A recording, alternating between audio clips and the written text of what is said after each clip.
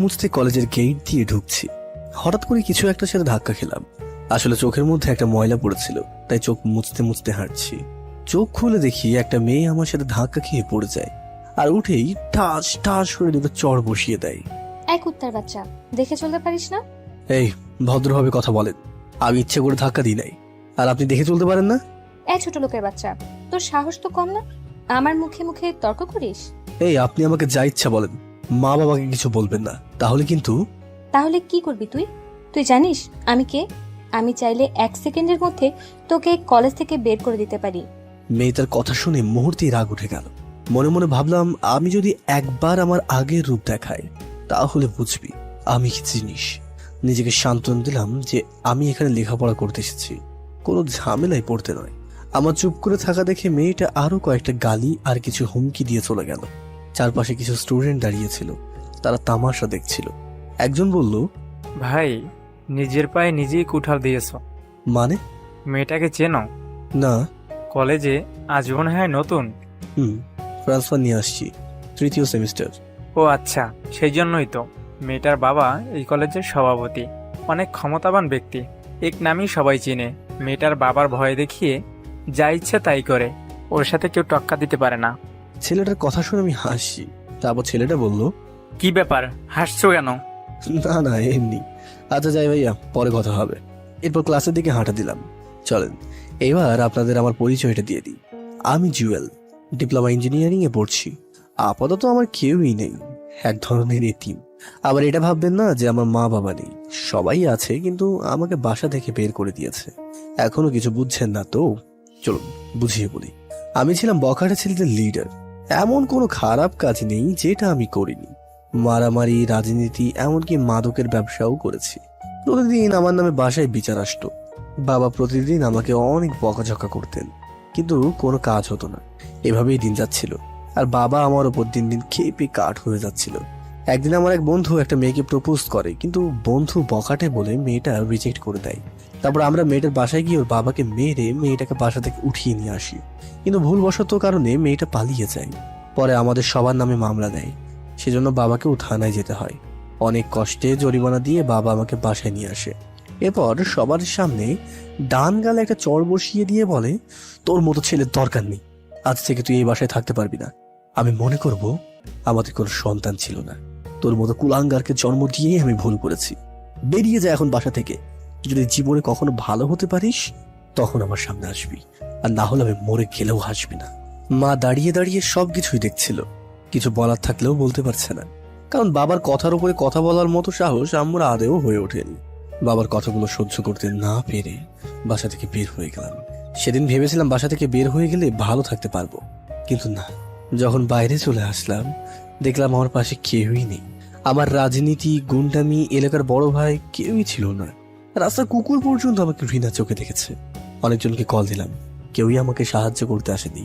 সেদিন রাতটা রাস্তার পাশে একটা ল্যাম্পপোস্টের নিচে কাটাই। আমি একা না, আমার পাশে কিছু কুকুরও ছিল। তখন বুঝলাম মাথার উপরে বাবার ছায়াটা কতটা গুরুত্বপূর্ণ।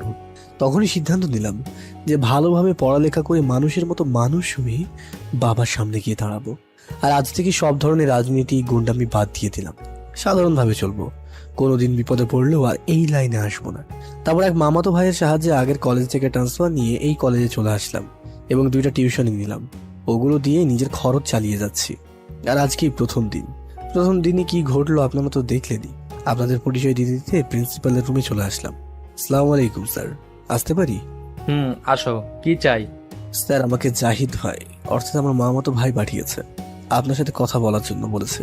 ও আচ্ছা আচ্ছা, তোমার কথা আমাকে জাহিদ বলেছিল। কি যেন নাম তোমার? জি স্যার, জুয়েল। আচ্ছা, ভালো।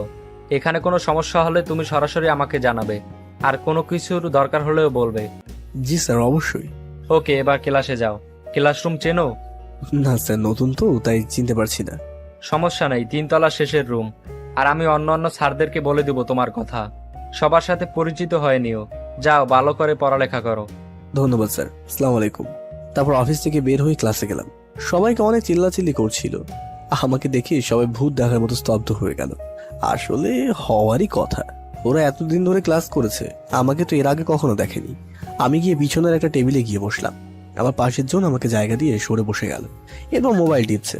আমিও কোনো কথা না বলে মাথা নিচু করে বসে আছি। বাম পাশে তাকিয়ে দেখি ওই মেয়েটা যার সাথে একটু আগে আমার কথা কাটাকাটি হয়েছে, তার মানে মেয়েটার আমার সাথেই পড়ে। ধুর শালা, যেখানেই বাঘের ভয় সেখানেই সন্ধ্যা হয়। খেয়াল করে দেখলাম আমাদেরকে রাগী দৃষ্টিতে তাকিয়ে আছে। একটু পর স্যার আসলো, সবাই উঠে দাঁড়ালো, আমিও উঠলাম। স্যার আমাকে উদ্দেশ্য করে বললেন, এই তুমি জুয়েল? জি স্যার। আচ্ছা বসো। এই সবাই শোনো, ও তোমাদের নতুন বন্ধু, ট্রান্সফার নিয়ে এসেছে। আজ থেকে তোমাদের সাথে পড়ালেখা করবে। ক্লাস শেষে সবাই পরিচয় করে নিও। এখন বই নাও। এরপর ক্লাস শুরু হলো।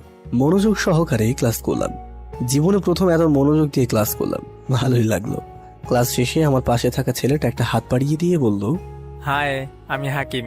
হ্যালো, আমি জুয়েল। আগে কোথায় ছিলে? আমি আমার আগের ঠিকানাটা দিলাম। ও আচ্ছা, ভালো। একটা কথা বলতাম, বলো। ওই যে ওই মেয়েটা। আরে ওর নাম তন্নি, এই ক্যাম্পাসের সবচেয়ে জেদি মেয়ে। কত ছেলে যে চর খাইছে ওর হাতে, হিসাব নেই। ওর বাবার ক্ষমতা দেখিয়ে যে কোনো কাজ করে ফেলে, ভুলেও ওর কাছে যাবে না। আরে না, এমনি জিজ্ঞেস করলাম। আচ্ছা ঠিক আছে, থাকো, আমি যাচ্ছি। আর ক্লাস করবে না? না, জিয়ে পার্কে বসে আছে, তাড়াতাড়ি না গেলে সমস্যা। আচ্ছা বেশ, ঠিক আছে, যাও। ওকে, পরে দেখা হবে। এরপর হাকিম চলে গেল, আমি একা একা বসে রইলাম। আরো একটা ক্লাস করলাম। বিরতির সময় আমি ব্যাগ গোছাচ্ছি, এমন সময় পিছন থেকে কেউ একজন হাত ধরে টান দিল। তাকিয়ে দেখি একটা মেয়ে। আমি ফারিয়া। জি, আমি জুয়েল। ফ্রেন্ড? হাত একটা বাড়িয়ে দিয়ে বললো কথাটা। আমি কিছুক্ষণ চুপ করে দাঁড়িয়ে রইলাম। আসলে জীবনে কোনো মেয়ে আমার ফ্রেন্ড হতে চাইনি, না হওয়ারই কথা। বখাটে ছেলেদের কোনো মেয়েই পছন্দ করে না, কিন্তু সুন্দর মেয়েগুলোর কপালে বেশিরভাগ বখাটে ছেলেই থাকে। আমার এইভাবে চুপ করে থাকা থেকে ফারিয়া বলল, ওই মিস্টার, জাস্ট ফ্রেন্ডশিপ করতে চেয়েছি, বিয়ে করতে নয়। এত চিন্তা করার কি আছে? না না, সরি, ওকে, ফ্রেন্ড। আচ্ছা, আজ থেকে একজন অন্যজনকে তুই করে বলবো। আপনি বা তুমি, এগুলো আমার পছন্দ না। আচ্ছা ঠিক আছে। চল এখন কোথায়? ক্যান্টিনে আমার বাকি ফ্রেন্ডদের সাথে তোর পরিচয় করিয়ে দেব। চলো। এরপর ক্যান্টিনে গেলাম। অনেক স্টুডেন্ট ওখানে বসে আছে। আমি ফারিয়ার পিছু পিছু হাঁটছি। একটা টেবিলের পাশে গিয়ে ফারিয়া বলল, গাইস, ও হচ্ছে জুয়েল, আমাদের নতুন ফ্রেন্ড। তারপর সবাই পরিচয় দিতে লাগলো। হাই, আমি সানি, আমি আয়মান, আমি সাদিয়া। আমিও আমার পরিচয় দিলাম। ফারিয়া বলল, আমাদের ফ্রেন্ডসদের মধ্যে আপনি বা তুমি চলে না, শুধু তুই চলে। আমরাও তোকে তুই বলবো, তুইও আমাদের তুই বলবি। আচ্ছা ঠিক আছে, এবার বল কি খাবি? আপনারা যেটা খাবেন। ফারিয়া, ও মনে হয় আমাদের আপন করে নিতে পারেনি। এই, তুই করে বলার জন্য বলছি না। আচ্ছা আচ্ছা ঠিক আছে, তোরা যেটা খাবি সেটা অর্ডার দে। আসলে ছেলে মেয়েগুলো এত মিশু, এত ভালো মেন্টালিটির, ওদের সাথে না মিশলে হয়তো জানতামই না। একদিনে এত আপন করে নিল আমাকে, ভাবতেই তো ভালো লাগছে। হঠাৎ করে দেখলাম সেই ফালতু মেয়েটা আমাদের দিকে আসছে, চোখ মুখ লাল হয়ে আছে। আমার কাছে সে পাশ কাটিয়ে চলে গেল, অন্য একটা টেবিলে গিয়ে বসলো। আরো কতগুলো গুন্ডি মেয়ে ওর পাশে গিয়ে বসলো। কিছুক্ষণ ওরা নিজেরা কথা বলতে লাগলো। তারপর পুরো দল আমাদের কাছে আসলো। ওই কান ধর। কান ধরবে মানে? কি করছে ও? ও আমার ফ্রেন্ড ফাহিমাকে চোখ মেরেছে। আমি তো পুরো টাসকি খেয়ে গেলাম। তারপর বললাম, এত সমস্যা কি? হ্যাঁ, শুরু থেকে আমার পিছনে লাগছেন। কি? আমি তোর পিছে লাগছি? তোর মতো ছোট লোকের পিছে আমি লাগবো? এই তন্নি, তোর সমস্যা কি? ও আজকেই এই কলেজে আসলো, আর তুই আজকেই ওর পিছে লাগছিস। সমস্যা কি তোর? তোর এত চলে কেন? ও, তোর কি হয়? দেখ তন্নি, ও আমার ফ্রেন্ড, শুধু ফ্রেন্ড না, বলতে পারিস বেস্ট ফ্রেন্ড। বাহ, প্রথম দিনই বেস্ট ফ্রেন্ড, আর 2 দিন গেলে তো জামাই বানায় ফেলবি। হ্যাঁ বানাবো, তোর কোনো সমস্যা? যা এখান থেকে। ওই চল সবাই, এই ছোট লোকের বাচ্চাকে পরে মজা বোঝাবো। সবাই চলে গেল, রাগে মাথায় রক্ত উঠে গেল। শালা বারবার ইচ্ছা করছে আগের রূপে 1 ঘন্টার জন্য ফিরে যাই, আর দেখিয়ে দিয়ে আমি কি জিনিস, ছোট নাকি অন্য কিছু দেখিয়ে দিই। আমার চুপ থাকা দেখে ফারিয়া বলল, কিরে, তোর সাথে তন্নির আগে কিছু হয়েছে? তারপর তাদেরকে পুরো ঘটনাটা বললাম। আচ্ছা বাদ দে, মেয়েটা ফালতু, বাবার ক্ষমতা দেখিয়ে যা ইচ্ছে তাই করে। ওর থেকে দূরে থাকিস। খেয়ে নে সবাই। তারপর খাওয়া দাওয়া করে বাসায় চলে গেলাম। প্রথম দিকে ভালোই কাটছে, যদি তন্নি মেয়েটার সাথে এগুলো না ঘটতো তাহলে আরো ভালো হতো। রাতে শুয়ে শুয়ে ভাবছি, অচেনা একটা ছেলের সাথে তন্নি কেন এমন করলো। তবে তন্নি মেয়েটা কিন্তু অনেকটাই সুন্দর, প্রথম দেখায় যে কেউই প্রেমে পড়বে। রাগটা একটু বেশি মনে হয়, এগুলো ভাবতে ভাবতে কখন যে ঘুমিয়ে গেছি মনে নেই। সকালে ঘুম থেকে উঠে টিউশনি করিয়ে চলে গেলাম। গেট পার হয়ে একটু ভিতরে গেলাম। গাছতলায় তন্নির অনেকগুলো গুন্ডি ফ্রেন্ডস বসে বসে একটা ছেলেকে র্যাক দিচ্ছে। ছেলেটা কান ধরে এক পায়ের উপরে দাঁড়িয়ে আছে। আমি দেখেও না দেখার ভান করে চলে যাচ্ছি। এমন সময় একটা মেয়ে আমাকে ডাক দিল। ওই ঠিক না, এই তোকে বলছি, এদিকে আয়। কি হয়েছে? কি সমস্যা? ডাকছেন কেন? সিনিয়রদের কিভাবে সম্মান দিতে হয় সেটাও জানিস না? মানে সিনিয়র কে? কে আবার? আমরা কি তোর সিনিয়র না? ও হ্যালো, আমরা সেম ব্যাচের। ওকে। তোর তো সাহস কম না, মুখে মুখে তর্ক করিস। সাহসী কি দেখেছেন এখনো? কিছু বললি? না, আমি যাই, কাজ আছে। এই দাঁড়া, কেন? তুই কান ধরে 5 বার উঠবস করবি। মানে? মানে তুই কান ধরে উঠবস করবি। যদি না করি? মেরে তোর মাংস আলাদা করে ফেলবো। তুই আমাদের সম্পর্কে ভালো করেই জানিস। দেখবো কি করে? আর কিছু না বলেই ক্লাসে চলে গেলাম। দেখলাম ওরা কাকে যেন কল দিয়ে আসতে বলছে। আমি ওদিকে খেয়াল না করেই ক্লাসের রুমে চলে গেলাম। তৃতীয় ঘন্টার সময় আমি, সানি, সাদিয়া, ফারিয়া আর আয়মান বসে বসে গল্প করছি। এমন সময় 4-5টা ছেলে স্টিলের পাইপ নিয়ে ক্লাসে ঢুকলো। দেখে মনে হচ্ছে না এই কলেজের ছেলে। স্টুডেন্টরা সবাই ভয়ে জড়ো হয়ে বসে আছে। ওদের মধ্যে একটা ছেলে বলল, ওই তোদের মধ্যে জুয়েল কে রে? সবাই আমার দিকে তাকালো। ছেলেটা আমার কাছে এসে বলল, ওই তুই জুয়েল? আমি। ছেলেটার কোনো কথা না বলে আমার কলার চেপে ধরে টান দিয়ে বসা থেকে উঠিয়ে টানতে টানতে নিচে নিয়ে যাই। ক্লাস সহ পুরো ক্যাম্পাসের সবাই আমার দিকে হাঁ করে তাকিয়ে আছে। নিচে গাছতলায় নিয়ে যাই। দেখলাম তন্নি আর গুন্ডি মেয়েগুলো দাঁড়িয়ে দাঁড়িয়ে একটা ছেলের সাথে কথা বলছে। তার মানে ওরাই আমাকে মারার জন্য ছেলে ফিট করেছে। আমাকে যে ছেলেটা নিয়ে যায় সে বলল, ভাই ওরা নিয়ে আসছি। ছেলেটা আমার দিকে তাকালো আর সাথে সাথে বলল, আরে জুয়েল ভাই, আপনি এখানে? আরে ফাহাদ, তুই এখানে কেন? আমাদের কথা শুনে তন্নি সহ বাকি সবাই হাঁ করে তাকিয়ে আছে। আসলে ফাহাদ ছেলেটা আমার সাথে রাজনীতি করত। একবার একটা মামলাও খায় আর আমি তাকে সেখান থেকে উদ্ধার করি। সেই থেকে আমাকে দেখলে সর্বোচ্চ সম্মান দেখায়। ভাই, এই মেয়েটা আমাকে টাকা দিয়েছে একজনকে মারার জন্য, কিন্তু সেই ছেলেটা যে আপনি সেটা আমাকে বলেনি। প্লিজ ভাই, কিছু মনে করবেন না, নেক্সট টাইম আর এমন হবে না। প্লিজ ভাই, মাফ করে দেন। আচ্ছা বাদ দে, আমি কিছু মনে করিনি। ভাই, আপনি এখানে কেন? ওদিকের খবর কি? ওগুলো সব বাদ দিয়ে দিয়েছি। আচ্ছা, এইসব ব্যাপারে এখানে কথা না বললেই ভালো হয়। ওকে ভাই, আমি চলে যাচ্ছি। ভাই, আর ব্যবহারে কিছু মনে করবেন না। ওকে, যা, কিছু মনে করিনি। আর এই যে আপনি নেক্সট টাইম আর আমাকে ডাকবেন না, যত সব ফাজিল মেয়ে। আচ্ছা ভাই, যাচ্ছি। পুরো ক্যাম্পাসের স্টুডেন্টরা আমাদের দিকে অবাক ভাবে তাকিয়ে রইল। সানি, আয়মান, ফারিয়া, সাদিয়া ওরাও ছিল। আমি ক্লাসে চলে গেলাম। কিছুই ভালো লাগছে না। মেয়েটা এমন কেন করলো আমার সাথে? ধুর, ক্লাস করবো না। সোজা ক্যান্টিনে চলে গেলাম। দেখলাম ওখানে সানিরা সবাই আছে। আমি গিয়ে ওদের পাশে বসলাম। সবাই ভূত দেখার মতো হাঁ হয়ে আছে। কি রে, তোরা এইভাবে তাকিয়ে আছিস কেন? একটা সত্যি কথা বলবি? কি কথা? তুই কে? মানে আমি জুয়েল, তোদের ফ্রেন্ড। সেটা না হয় বুঝলাম, কিন্তু ছেলেগুলো তোকে দেখে এমন ভয় পেল কেন? আরে ওরে আমি আগে থেকে চিনি, তাই। তুই মিথ্যা বলতেছিস। আমাদের বল, কোনো সমস্যা নেই, আমরা তোর ফ্রেন্ড, কাউকে কিছু বলবো না। আরে ধুর, কি বলবো? শুধু আমরা না, তন্নি সহ পুরো ক্যাম্পাসেরই সবাই অবাক হয়ে গেছে। এর কারণ কি? আরে ধুর, আমি নিজে জানি না। তার মানে তুই সত্যিটা বলবি না, এই তো? এই সবাই চল, এখানে থেকে আর লাভ নাই। এই কই যাস? বস এখানে বলছি। বল তাহলে। পুরো ঘটনাটা ওদেরকে বললাম। এই জন্যই ছেলেগুলো তোকে ভয় পেল? হুম। তুই কি তন্নির সাথে আবার কোনো ঝামেলা করবি? আরে না, ঝামেলা করলে প্রথমেই করতে পারতাম, কিন্তু আমি করবো না। এগুলো করার ইচ্ছা থাকলে আগেই ক্যাম্পাসের করতাম, এখানে আর আসতাম না। কিন্তু ও যদি তোর সাথে আবার কোনো ঝামেলা করে? করলে করুক, বাট আমি কিছু করবো না। ঠিক বলছিস বন্ধু, যা হইছে বাদ দে, আমরা আছি, তুই টেনশন করিস না। সেদিন ওদের সাথে আড্ডা দিয়ে বাসায় চলে আসলাম। রাতে বসে বসে ভাবছি আমার জন্ম হলো কি শুধু ঝামেলায় পড়ার জন্য? সবকিছু ছেড়ে দিয়ে একটু ভালো হতে চেয়েছি, সেটাও অসম্ভব হচ্ছে না। তারপর খেয়ে দিয়ে ঘুমিয়ে পড়লাম। সকালবেলা ঘুম থেকে উঠে ফ্রেশ হয়ে আবারও কলেজে গেলাম। ক্লাসে গিয়ে সবার সাথে আড্ডা দিচ্ছি। এমন সময় তন্নি মেয়েটা আসলো। ছেলেদের মতো শার্ট প্যান্ট পরে, আর আমার কাছে এসেই রাগী দৃষ্টিতে তাকিয়ে রইল।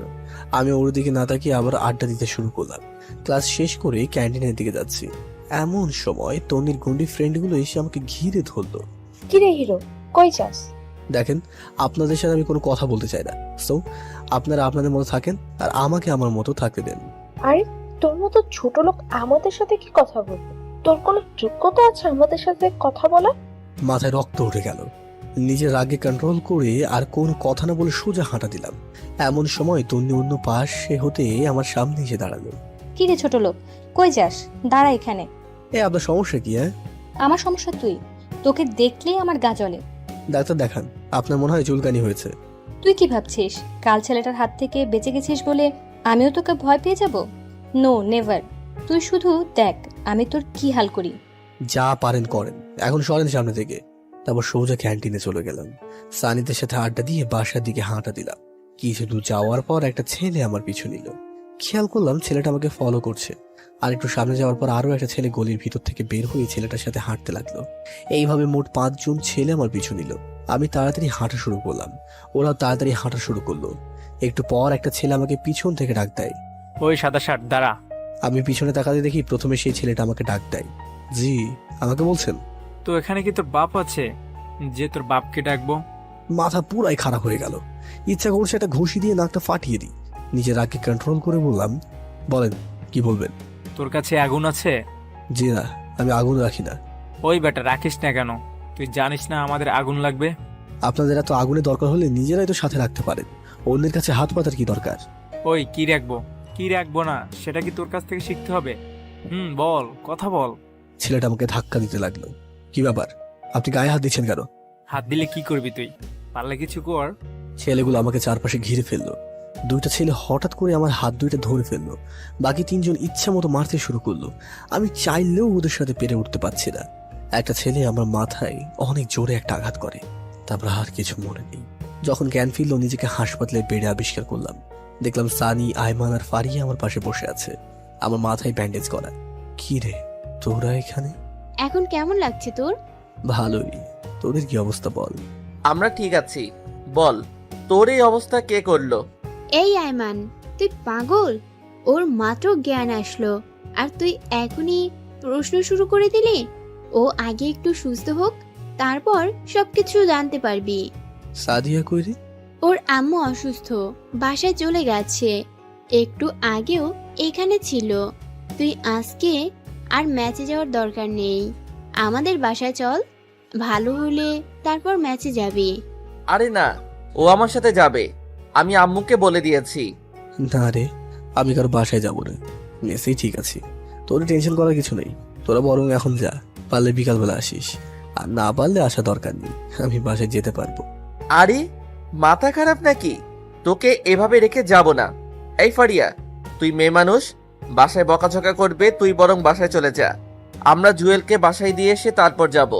আচ্ছা ঠিক আছে, কোনো দরকার হলে কল দিস। এরপর ফারিয়া চলে যায়। সানিয়া রায়মান বিকাল পর্যন্ত আমার সাথে ছিল। বিকালবেলা আবার মেসে ফিরে গেলাম। এখন মোটামুটি ভালোই লাগছে। এভাবে প্রায় 1 সপ্তাহ কেটে যায়। সানি, আয়মান সময় পেলে এসে দেখা করে যায়। ফারিয়া, সাদিয়াও কয়েকবার এসেছিল আর নিয়মিত গ্রুপে কথা হয়। 1 সপ্তাহ পর কলেজে যাওয়ার জন্য রেডি হলাম। সানিয়া রায়মান আমার সাথেই গেল। ভিতরে গেলাম, দেখলাম ফারিয়া আর সাদিয়া আরো অনেকগুলো মেয়ের সাথে আড্ডা দিচ্ছে। আমাদের দেখে এদিকে আসলো। ফিরে আসছিস? চল ক্লাসে যাই, অনেকদিন ক্লাস করিনি। আরে আজব তো, তোরা তো প্রতিদিনই কলেজে আসিস, তাহলে ক্লাস করিসনি কেন? আরে বেটা, তোরে ছাড়া ক্লাস করে কোনো মজা আছে? চল ক্লাসে চল। চল। আচ্ছা শোন, 2টা ক্লাস করে চলে আসবো। কেন? আজকে একটু ঘুরতে যাব, অনেক দিন কোথাও ঘুরতে যাই না। আচ্ছা দেখা যাবে, এখন চল। তৃতীয় ওঠার সাথে সাথে দেখলাম ওই গুন্ডি তন্নি মেয়েটা তার ফালতু বান্ধবীগুলোর সাথে দাঁড়িয়ে দাঁড়িয়ে হাসাহাসি করছে। আমাদের দেখে এগিয়ে আসলো। কি রে, তুই এখনো বেঁচে আছিস? আমি তো ভাবছি সেদিন মরে গেছিস। ওই তোর সমস্যা কি রে? তুই ওর সাথে এমন করলি কেন? বাকি সেদিন আমরা ছিলাম না, তাহলে দেখতি। সাথে সাথেই সানির কলা চেপে ধরে, তারপর বলে, কি দেখাতি তুই? ডানা গজাইছে তাই না? বেশি পাকনামি করলে আজই টিসি দিয়ে লাথি দিয়ে কলেজ থেকে বের করে দিব। দেখি তোর কোন পাপ আমার কি করতে পারে। এই তোর বাবা কলেজের সভাপতি বলে যা ইচ্ছে তাই করবি নাকি? তুই চুপ থাক শালা ফালতু। তন্নি, তুই কিন্তু বেশি করে ফেলতেছিস। এই কলেজে আমরাও বেতন দিয়ে পড়ালেখা করি, তোর বাবার টাকায় পড়ি না। সো কথাবার্তা ঠিক করে বলবি। ওই, এই ছোট লোকের বাচ্চার জন্য তোদের এত দরদ কেন? ও ছোট লোক হোক আর যাই হোক, ও আমাদের ফ্রেন্ড। আর ওর বাবা তোর 14 গোষ্ঠীকে কিনতে পারবে। মানে? তোকে এত মানে বুঝাতে পারবো না। জায়গা দে, ক্লাসে যাব। এই শোন, তোরা খুব ভালো করে জানিস আমি কি জিনিস, সো এখনো সময় আছে। ওই ছোট লোকের বাচ্চার সাথে আর মিশবি না। সেটা তোকে জিজ্ঞেস করে আমরা করব না। দেখ তোদের কি হাল করি। একটা তো একটুর জন্য বেঁচে গেল, তোরা কি করে বাঁচিস সেটা আমি খুব ভালো করে দেখব। যা পারিস কর। আমি এতক্ষণ দাঁড়িয়ে দাঁড়িয়ে ওদের কথাগুলো শুনছিলাম। ক্লাসে গিয়ে নীরবে বসে রইলাম। কিরে, কি ভাবতেছিস? আমার জন্মই হয়েছে শুধু ভেজালের মধ্যে পড়ার জন্য মনে হয়। আরে টেনশন করিস না, সব ঠিক হয়ে যাবে।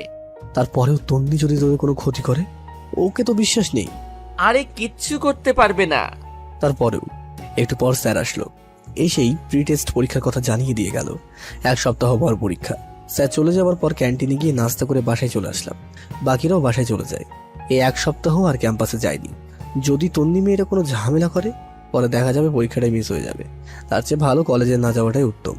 সানিয়া আর আইমানের সাথে বিকালবেলা বসে বসে আড্ডা দিতাম। দেখতে দেখতে পরীক্ষার দিন চলে আসলো। রেডি হয়ে কলেজে গেলাম। গেটের সামনে আইমানের সাথে দেখা। কিরে আসছিস? আমি তোর জন্য দাঁড়িয়ে আছি। বাকিরা কোথায়? ওরাও ছিল, আমি পাঠিয়ে দিয়েছি। ও আচ্ছা, চল হলরুমে যাই। হলরুমে গেলাম।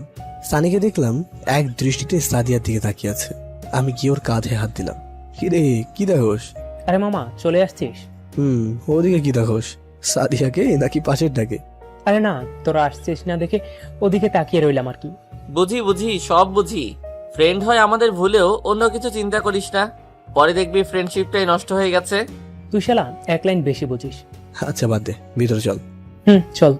ভিতরে গিয়ে সিট নাম্বার খুঁজতে লাগলাম। অবশেষে মাঝখানের একটা টেবিলে আমার সিট পড়লো। আমার পাশেই দেখি তন্নির সিট। মেয়েটা প্রথমে বসে বসে আড্ডা দিচ্ছিল। আমাকে দেখিয়ে যেন মাথায় আকাশ ভেঙে পড়লো। তারপর বলল, ওই কুত্তা, তুই এখানে কেন? এই ভদ্রভাবে কথা বলেন, এখানেই আমার সিট, তাই আমি এখানে। কিন্তু তুই আমার পাশে বসতে পারবি না। সেটা আপনি স্যারকে বলেন, আমি এখানেই বসবো। সেদিনের মায়ের কথা ভুলে গেছিস? আজকেও তোর একই অবস্থা করব। যা পারেন করেন, বাট আমি এখান থেকে অন্য কোথাও যাচ্ছি না। দেখ আমি কি করি। ধুর, এই মেয়েটা থেকে যতই দূরে থাকতে যাই ততই কাছে চলে আসি। আল্লাহ জানে আজকে আমার কপালে কি আছে। তন্নি উঠে চলে গেল। বাইরে গিয়ে প্রিন্সিপাল স্যারকে ডেকে নিয়ে আসলো। কি ব্যাপার জুয়েল, সমস্যা করতেছো কেন? স্যার বিশ্বাস করেন আমি কিছু করিনি। উনি বলছে আমি নাকি এখানে বসতে পারবো না। কেন, এখানে বসলে সমস্যা কি? না স্যার, এই ছোট লোকের বাচ্চা আমার সাথে বসতে পারবে না। ওর কোনো যোগ্যতা আছে আমার সাথে বসার? সবগুলো স্টুডেন্ট আমার দিকে তাকিয়ে আছে। স্যার তন্নিকে বলল, বসার মধ্যে আবার যোগ্যতা কিসের? আর ও অনেক ভালো ছেলে। আপনার এত কথা শোনার জন্য আপনাকে ডাকিনি। আপনি জাস্ট ওকে এখান থেকে উঠতে বলেন। এটা কোন ধরনের বেয়াদবি? আপনি কি উঠাবেন নাকি আমি আব্বুকে কল দিয়ে আপনার ব্যবস্থা নিতে বলবো? না না, তোমার আব্বুকে বলার দরকার নাই, আমি ওকে উঠতে বলছি। বাবা কিছু মনে করো না, তুমি পিছনের বেঞ্চটিতে গিয়ে বসো। কিন্তু স্যার। প্লিজ বাবা, আমার কথাটা শুনো। Okay sir. তারপর আমি পিছনে চলে গেলাম। রাগে পুরো শরীর গরম হয়ে গেল। ইচ্ছা করছে আগের রূপে ফিরে যায় আর দেখিয়ে দিই জুয়েল কি জিনিস। মুহূর্তে এই বাবার বলা কথাগুলো মনে পড়ে গেল। নিজেটাকে কন্ট্রোল করে পিছনে গিয়ে বসলাম। পরীক্ষা শুরু হয়ে গেল। প্রশ্ন মোটামুটি কমন পড়েছে, ভালোই লিখলাম। তন্নি নাকি ফার্স্ট গার্ল। আমার টার্গেট তন্নিকে যেভাবে হোক পিছোতে হবে। সেই টার্গেট নিয়ে আমি আমার মতো পরীক্ষা দিচ্ছি। এইভাবে সবগুলো পরীক্ষা শেষ হয়ে গেল। আমি সবার শেষে যেতাম আর সবার আগে চলে আসতাম। চাইতাম না কোনো ঝামেলা হোক। মাঝে মাঝে সানি আর আইমান এসে বাসায় দিয়ে যায়। পরীক্ষার পর 7 দিন বন্ধ দিই। সানি, আইমান, সাদিয়া আর ফারিয়া সিদ্ধান্ত নিল কোথাও ঘুরতে যাবে। আমাকে বললো, বাট আমার পকেটে কোনো টাকা ছিল না। তাদেরকে মিথ্যা কথা বললাম যে আমি টিউশনে রেখে যেতে পারবো না, হয়তো পরে দেখা যাবে আমার টিউশনিটাই চলে গেছে। পরে ওরাও আর ঘুরতে যায়নি। এমনি প্রতিদিনই বিকালবেলা সবাই মিলে আড্ডা দিতাম। আজকেই বন্ধের শেষ দিন। সন্ধ্যার সময় টিউশনিতে গেলাম। গিয়েই তো মাথায় আকাশ ভেঙে পড়ার মতো অবস্থা। আমি যেই বাসায় পড়াই সেই বাসায় তন্নি বসে বসে টিভি দেখছে। আমাকে দেখিয়ে রেখে লাল হয়ে বলে, ওই ছোট লোক, তুই এখানে কেন? আমি কোনো কথা না বলে পড়ার রুমে চলে গেলাম। এখানে কোনো কথা বললে মেয়েটা আমাকে বারবার ছোট করবে। এখানে অন্তত আমার একটা মান সম্মান আছে। আমি গিয়ে পড়াতে শুরু করলাম। আমার স্টুডেন্টকে জিজ্ঞাসা করলাম, ও তোমার কি হয়? ও আমার ফুফাতো বোন। আপনি চিনেন নাকি? না না, এমনি। আরে ভাইয়া, ও তো আপনাদের ওই কলেজেই পড়ে। দেখেননি কখনো? একবার মনে হয় দেখেছিলাম, সেজন্যই তোমাকে জিজ্ঞেস করলাম।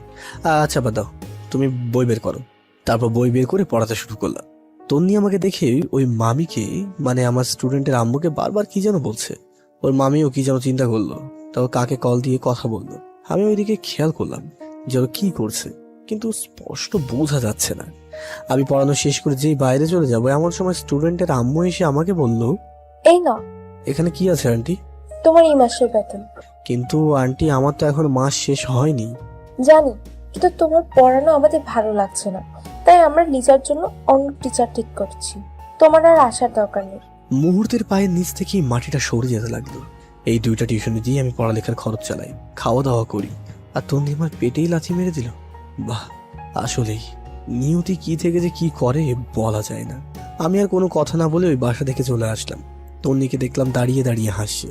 ফকিন্নি, তোরে যদি কোনোদিন জায়গা মতো পায় তখন বোঝাবো জুয়েল কি জিনিস। আপাতত এই শহর, এই ক্যাম্পাসের নতুন তো, তাই কিছু করছি না। নিজের ফাউন্ডেশনটা ঠিক করে নি, তারপর দেখবি। পরের দিন কলেজ খুললো, কিন্তু গেলাম না। কেমন যেন বিরক্ত লাগছে।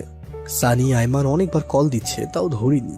রাস্তায় বের হলাম, যদি 2-1টা টিউশনি পাই তাহলে আপাতত চিন্তাটা কমবে। কিন্তু এই নিষ্ঠুর শহরে কোনো কিছুই সহজে পাওয়া যায় না। মাথার উপর বাবা ছায়া যে কি জিনিস এখন হাড়ে হাড়ে টের পাচ্ছি।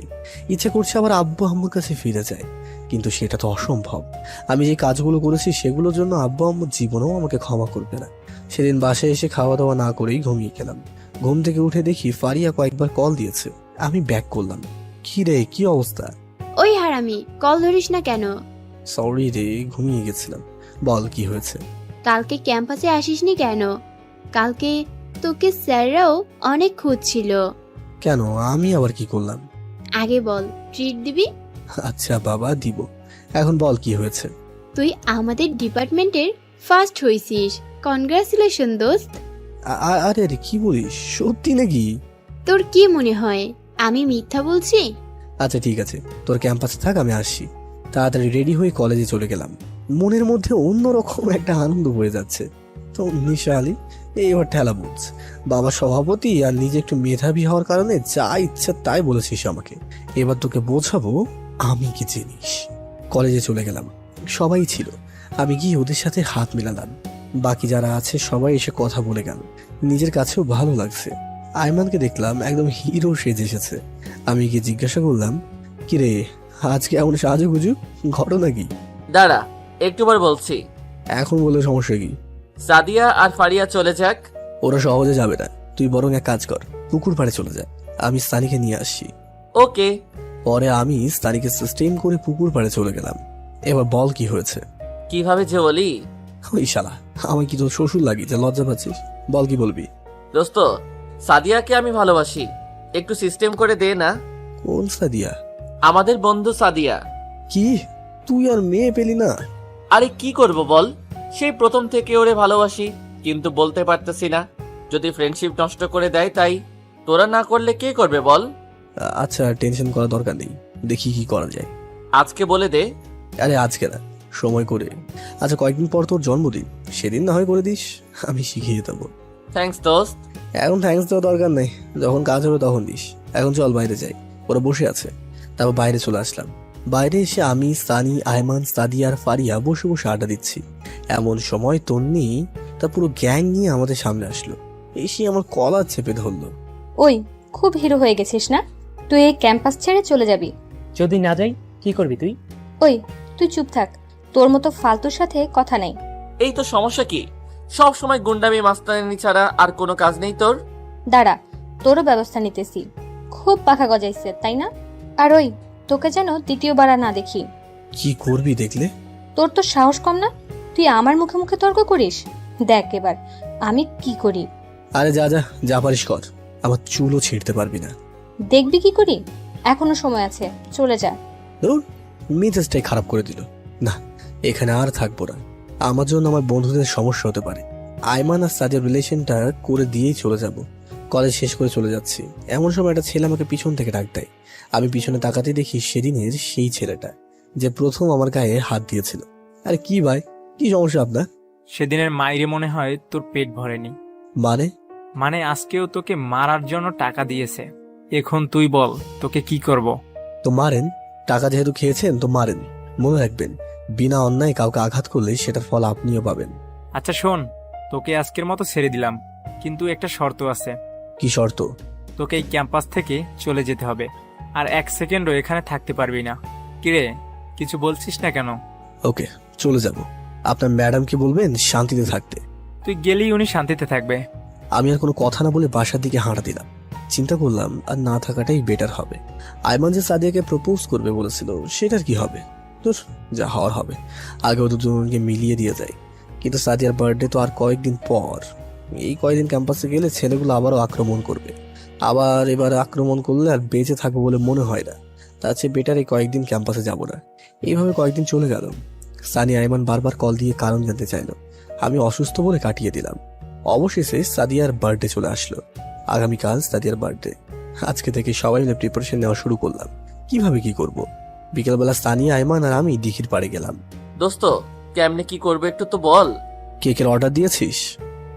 আমি আসার সময় দিয়ে আসছি। গুড। কেকের মধ্যে একটা রিং লাগানো থাকবে। আমরা 3 জন ছাড়া আর কেউই জানো না জানে। অনুষ্ঠান করবি কোথায়? সিজলার রেস্টুরেন্টে করলে কেমন হয়? আরে না, ক্যাম্পাসেই করবো। পারিয়াকে বলে দেবো আমাদের ডিপার্টমেন্টের সবগুলো মেয়েকে নিয়ে আসার জন্য। ক্যাম্পাসে কোথায় করবি? আমাদের ক্লাসেই। ক্লাস শুরু হওয়ার আগে আমরা আমাদের সবগুলো কাজ সেরে ফেলবো। আচ্ছা, ও প্রপোজ কিভাবে করবে? বলছি, আইমান শোন। বল। এই স্টাইলে প্রপোজ করবি। আমি একটা কাব্য মুখস্থ করতে বললাম। আচ্ছা, সাদিয়া যদি রাজি না হয়? সেটা পরে দেখা যাবে, আগে প্রপোজ তো কর। আমরা তো আছি, টেনশন করিস না। আশা করি অ্যাকসেপ্ট করবে। দোয়া কর দোস্ত। আচ্ছা, এখন কিছু কেনাকাটা করতে হবে। কি কি কিনবি? আগে বাজারে চল, তারপর না হয় দেখা যাবে। ওকে চল। আচ্ছা, আরেকটা কথা। কি? কালকে টি শার্ট প্যান্ট পরবো নাকি কোট টাই? কালকে পাঞ্জাবি পরবি। তাহলে তোরাও পরিস। সেটা পরে দেখা যাবে। পরে না, চল আমরা সেম কালারের পাঞ্জাবি কিনে নেই, কালকে পরবো। আচ্ছা ঠিক আছে। এরপর 3 জনে মিলে অনেক কেনাকাটা করলাম। জন্মদিনে যতগুলো আইটেম আছে তার চেয়ে একটু বেশি কিনলাম। সবগুলো কেনাকাটা শেষ। এমন জন্মদিন আমি এর আগে কখনো পালন করিনি। যাই হোক, রাত অনেক হয়ে গেছে। সকালে তাড়াতাড়ি ক্যাম্পাসে যেতে হবে, তাই ঘুমিয়ে গেলাম। সকালবেলা তাড়াতাড়ি ঘুম থেকে উঠে সানির বাসার সামনে চলে গেলাম। আমি আর সানি তাড়াতাড়ি করে ক্লাসে গেলাম। যাওয়ার সময় সবগুলো জিনিস সাথে করে নিয়ে গেলাম। গিয়ে আমরা দুজনে ক্লাসরুম সাজাতে শুরু করলাম। সানি বলল, এই ফারিয়াকে একটা কল দিব। কেন? ফারিয়াকে না ডাকলে হয়তো মনে কষ্ট নিবে। সাদিয়াকে ডাকার দরকার নেই। আচ্ছা ঠিক আছে, কল দে। সানি ফারিয়াকে কল দিল। হ্যালো ফারিয়া, কই তুই? আমি তো বাসায়। কেন, কি হয়েছে? আরে ফকিনি, বাসায় কি করিস? আজকে যে সাদিয়ার বার্থডে, ভুলে গেছিস? ও শিট, আমার তো মনেই ছিল না। তোরা কোথায়? আমরা ক্লাসে আছি, তাড়াতাড়ি আয়। ওকে, আমি সাদিয়াকে নিয়ে আসছি। আরে ওরে নিয়ে আসার দরকার নেই। ওরে নিয়ে আসলে তো আমাদের সব প্ল্যান জেনে যাবে। তাও ঠিক। আচ্ছা তোরা থাক, আমি আসছি। তাড়াতাড়ি। ফারিয়া আস্তে আস্তে আমি আর সানি সবকিছু রেডি করে ফেললাম। একটু পর ফারিয়া আসলো। কিরে, এত কিছু কখন করলি? পরে শুনিস, এখন একটা কাজ কর। কি কাজ? সাদিয়া আসছে কিনা দেখ।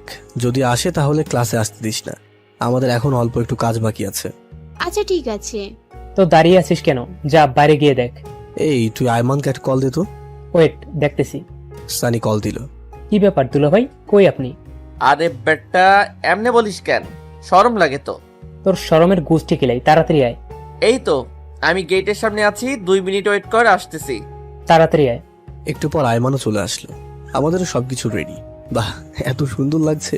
ক্লাসরুমটা দেখে শরীরে একটা ভাব চলে আসলো। বন্ধু, আমার তো শরীর কাঁপতেছে। কেন? কিভাবে যে প্রপোজ করব, আগে কখনো কাউকে করিনি তো, তাও এইরকম একটা সুন্দর পরিবেশে। কবিতাটা মুখস্থ করেছিস? হুম। ওটা মনে মনে রিভিশন দে। দিতেছি তো। কথা বলছি, এমন সময় ফারিয়া কল দিল। হ্যালো জুয়েল। বল। সাদিয়া তো আসছে, এখন কি করব? আচ্ছা নিচে দাঁড়া, আমি আসছি। তাড়াতাড়ি আয়। এরপর আমি চলে গেলাম। যাওয়ার সময় সানিকে বললাম সবগুলো ফ্রেন্ডকে ক্লাসে ডেকে নিয়ে আসতে। এরপর আমি নিচে চলে গেলাম। গিয়ে দেখি ফারিয়া আর সাদিয়া দাঁড়িয়ে দাঁড়িয়ে কথা বলছে। আমি যাওয়ার পর, কিরে তোর আবার কি হয়েছে? কেন, আমার আবার কি হবে? নীল পাঞ্জাবি গায়ে দিয়ে আসলি, ঘটনা কি? আরে কিসের ঘটনা? এমনি একটা কারণ আছে। তো কারণটা কি আমরা জানতে পারি না? ওই সব জানতে পারবি, এখন ক্লাসে চল। ওকে চল। ওই দাঁড়া। আবার কি হলো? আমি কোনো কথা না বলে ওর চোখগুলো আড়াল করে ধরলাম। কিরে চোখ ধরতেছিস কেন? তোর জন্য একটা সারপ্রাইজ আছে, এখন হাঁটতে থাক। আমি সাদিয়ার চোখগুলো ধরে ক্লাসে নিয়ে যাচ্ছি। আর পুরো ক্যাম্পাসে সবাই আমার দিকে হাঁ করে তাকিয়ে আছে। আমার এমন কর্মকাণ্ড দেখে সবাই আমাদের পিছন পিছন আসতে লাগলো। যাই হোক, অবশেষে ক্লাসে নিয়ে গেলাম। ক্লাসে অনেকগুলো বন্ধু ছিল। আমি ক্লাসে নিয়ে গিয়ে ওর চোখ খুলে দিলাম আর বললাম, সারপ্রাইজ। সবাই একসাথে বলে উঠলো, হ্যাপি বার্থডে। আমিও বললাম, happy birthday Sadia, happy birthday to you. Sadia এমন কাণ্ড দেখে অবাক হয়ে যায় আর সাথে সাথে আমাকে জড়িয়ে ধরে। সাদিয়া যখন আমাকে জড়িয়ে ধরে, বেচারা আয়মান এক বুক মনে কষ্ট নিয়ে আমার দিকে তাকায়। মনে মনে বললাম, শালা সারা জীবন তোকেই জড়িয়ে ধরবে। তারপর আমি বললাম, যা কেকটা কাট। সাদিয়া কেকটা কাটতে গেল। সানি আর কয়েকজন বন্ধুর হাতে অনেকগুলো বাজি দিয়ে দিল। সবাই বাজি ফাটাচ্ছে, আবার অনেকে স্প্রে মারছে। এসব কাণ্ড দেখে ফারিয়াও অবাক হয়ে গেল। সাদিয়া মোমবাতি নিয়ে ভালো, সবাই একসাথে উইশ করলাম। যখন সে কেকটা কাটবে তখনই কেকের ভেতর থেকে একটা রিং বের হয়। রিং দেখে সাদিয়া আরো বেশি অবাক হয়ে যায়। আমি আয়মানকে ইশারা দিলাম এবার তার কাজ ছেড়ে ফেলতে। আয়মান আস্তে আস্তে সাদিয়ার সামনে গেল। রিংটা হাতে নিয়ে ফিল্ম স্টাইলে হাঁটু গেড়ে বসে আমি যে বাক্যটা শিখিয়ে দিয়েছিলাম সেটা বলতে লাগলো, দেখেছি যেদিন প্রথম তোমায় দিয়েছি এই মন, এক জীবনে ভালোবেসে ভরবে না তো মন, ধরবে কি আমার হাত সারা জীবনের জন্য, বুঝবে কি আমার মন একটিবারের জন্য, যদি ধরো এই হাত কথা দিলাম পুরো পৃথিবী ছেড়ে দেবো, তবুও তোমার হাত ছাড়বো না। সাদিয়া, আমি তোকে ভালোবাসি, নিজের চাইতেও বেশি ভালোবাসি। আমি সারা জীবন তোর সাথেই কাটাতে চাই। I love you Sadia, I love you. কথাগুলো বলে আয়মান নিচের দিকে তাকিয়ে আছে, ডান হাতে রিংটি বাড়িয়ে দিয়ে। সাদিয়া গলা শুকিয়ে গেল মনে হয়, বারবার এদিক ওদিক তাকাচ্ছে। আমার দিকে তাকাতে আমি ইশারায় অ্যাকসেপ্ট করতে বললাম। সানিও বলল। এরপর ফারিয়ার দিকে তাকালো, সেও কিছুক্ষণ চুপ থেকে তারপর হ্যাঁ সূচক মাথা নাড়ালো। সাদিয়া কিছুক্ষণ চুপ থেকে কি যেন ভাবলো, তারপর নিজের হাত বাড়িয়ে দিল। আয়মান খুশিতে রিংটা পরিয়ে দিল। ক্লাসের সকল বন্ধু একসাথে তালি বাজাতে শুরু করলো। এরপর কেক কাটলো। আমরা একে অন্যকে খাইয়ে দিলাম। পরে একজন অন্যজনের মুখে কেক মেখে দিলাম। তারপর সবাই মিলে ছবি তুলতে লাগলাম। এমন সময় তন্নি মেয়েটা ক্লাসে আসলো। এমন কর্মকাণ্ড দেখেই রাগে লাল হয়ে গেল। আমাদেরকে বড় বড় চোখ তুলে তাকাতে লাগলো। দেখে মনে হচ্ছে আমি তার অনেক সম্পদ লুট করে নিয়ে আসছি। তারপর কি যেন চিন্তা করে আবার ক্লাসের বাইরে চলে গেল। তন্নিকে দেখে আমারও কেমন যেন একটা টেনশন চলে আসলো। আল্লাহ জানে আজকে আবার কি করে। যাই হোক, সবকিছু শেষ করে আমরা সবাই কলেজ থেকে বের হয়ে গেটের সামনে গেলাম। দেখলাম একটা পুলিশের গাড়ি। আমরা গেট পার হয়ে বাইরে আসতেই একটা পুলিশ আমার কলার চেপে ধরে বলল, ওই তোর নাম জুয়েল? জি। চল তাহলে। কোথায়? শ্বশুর বাড়ি। আমার অপরাধ? বাহ, শ্বশুর বাড়ি কি জিনিস তাহলে বুঝে গেছিস। অপরাধ কি সেটা থানায় গেলেই বুঝতে পারবি। স্যার, আপনি বিনা কারণে ওকে নিয়ে যেতে পারেন না। আগে কারণটা তো বলে যাবেন।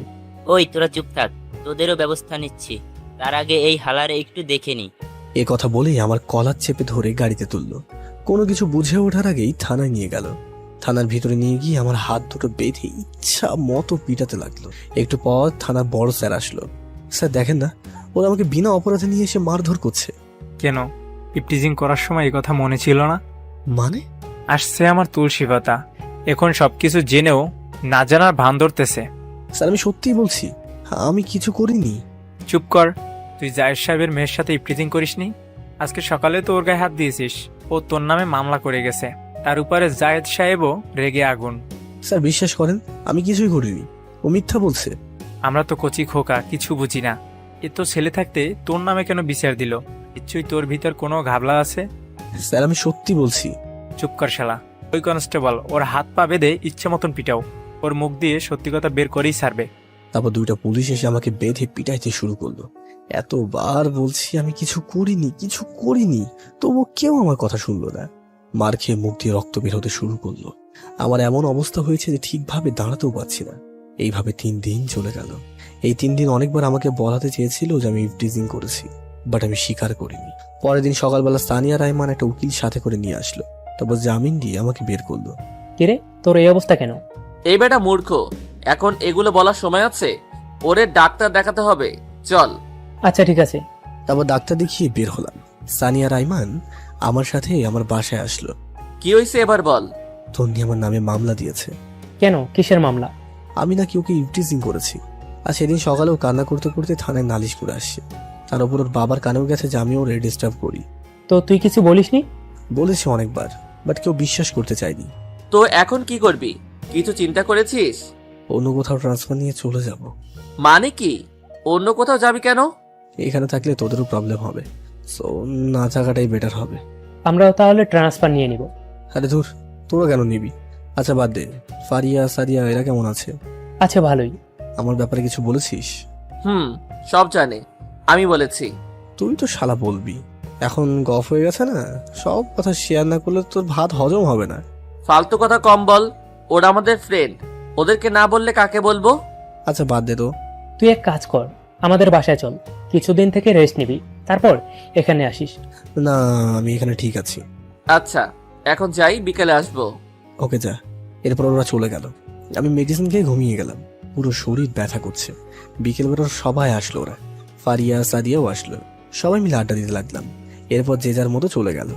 আমার কথা মনে পড়লো, আজকে যদি নিজের বাসায় থাকতাম হয়তো এতটা হ্যাঁকা লাগতো না।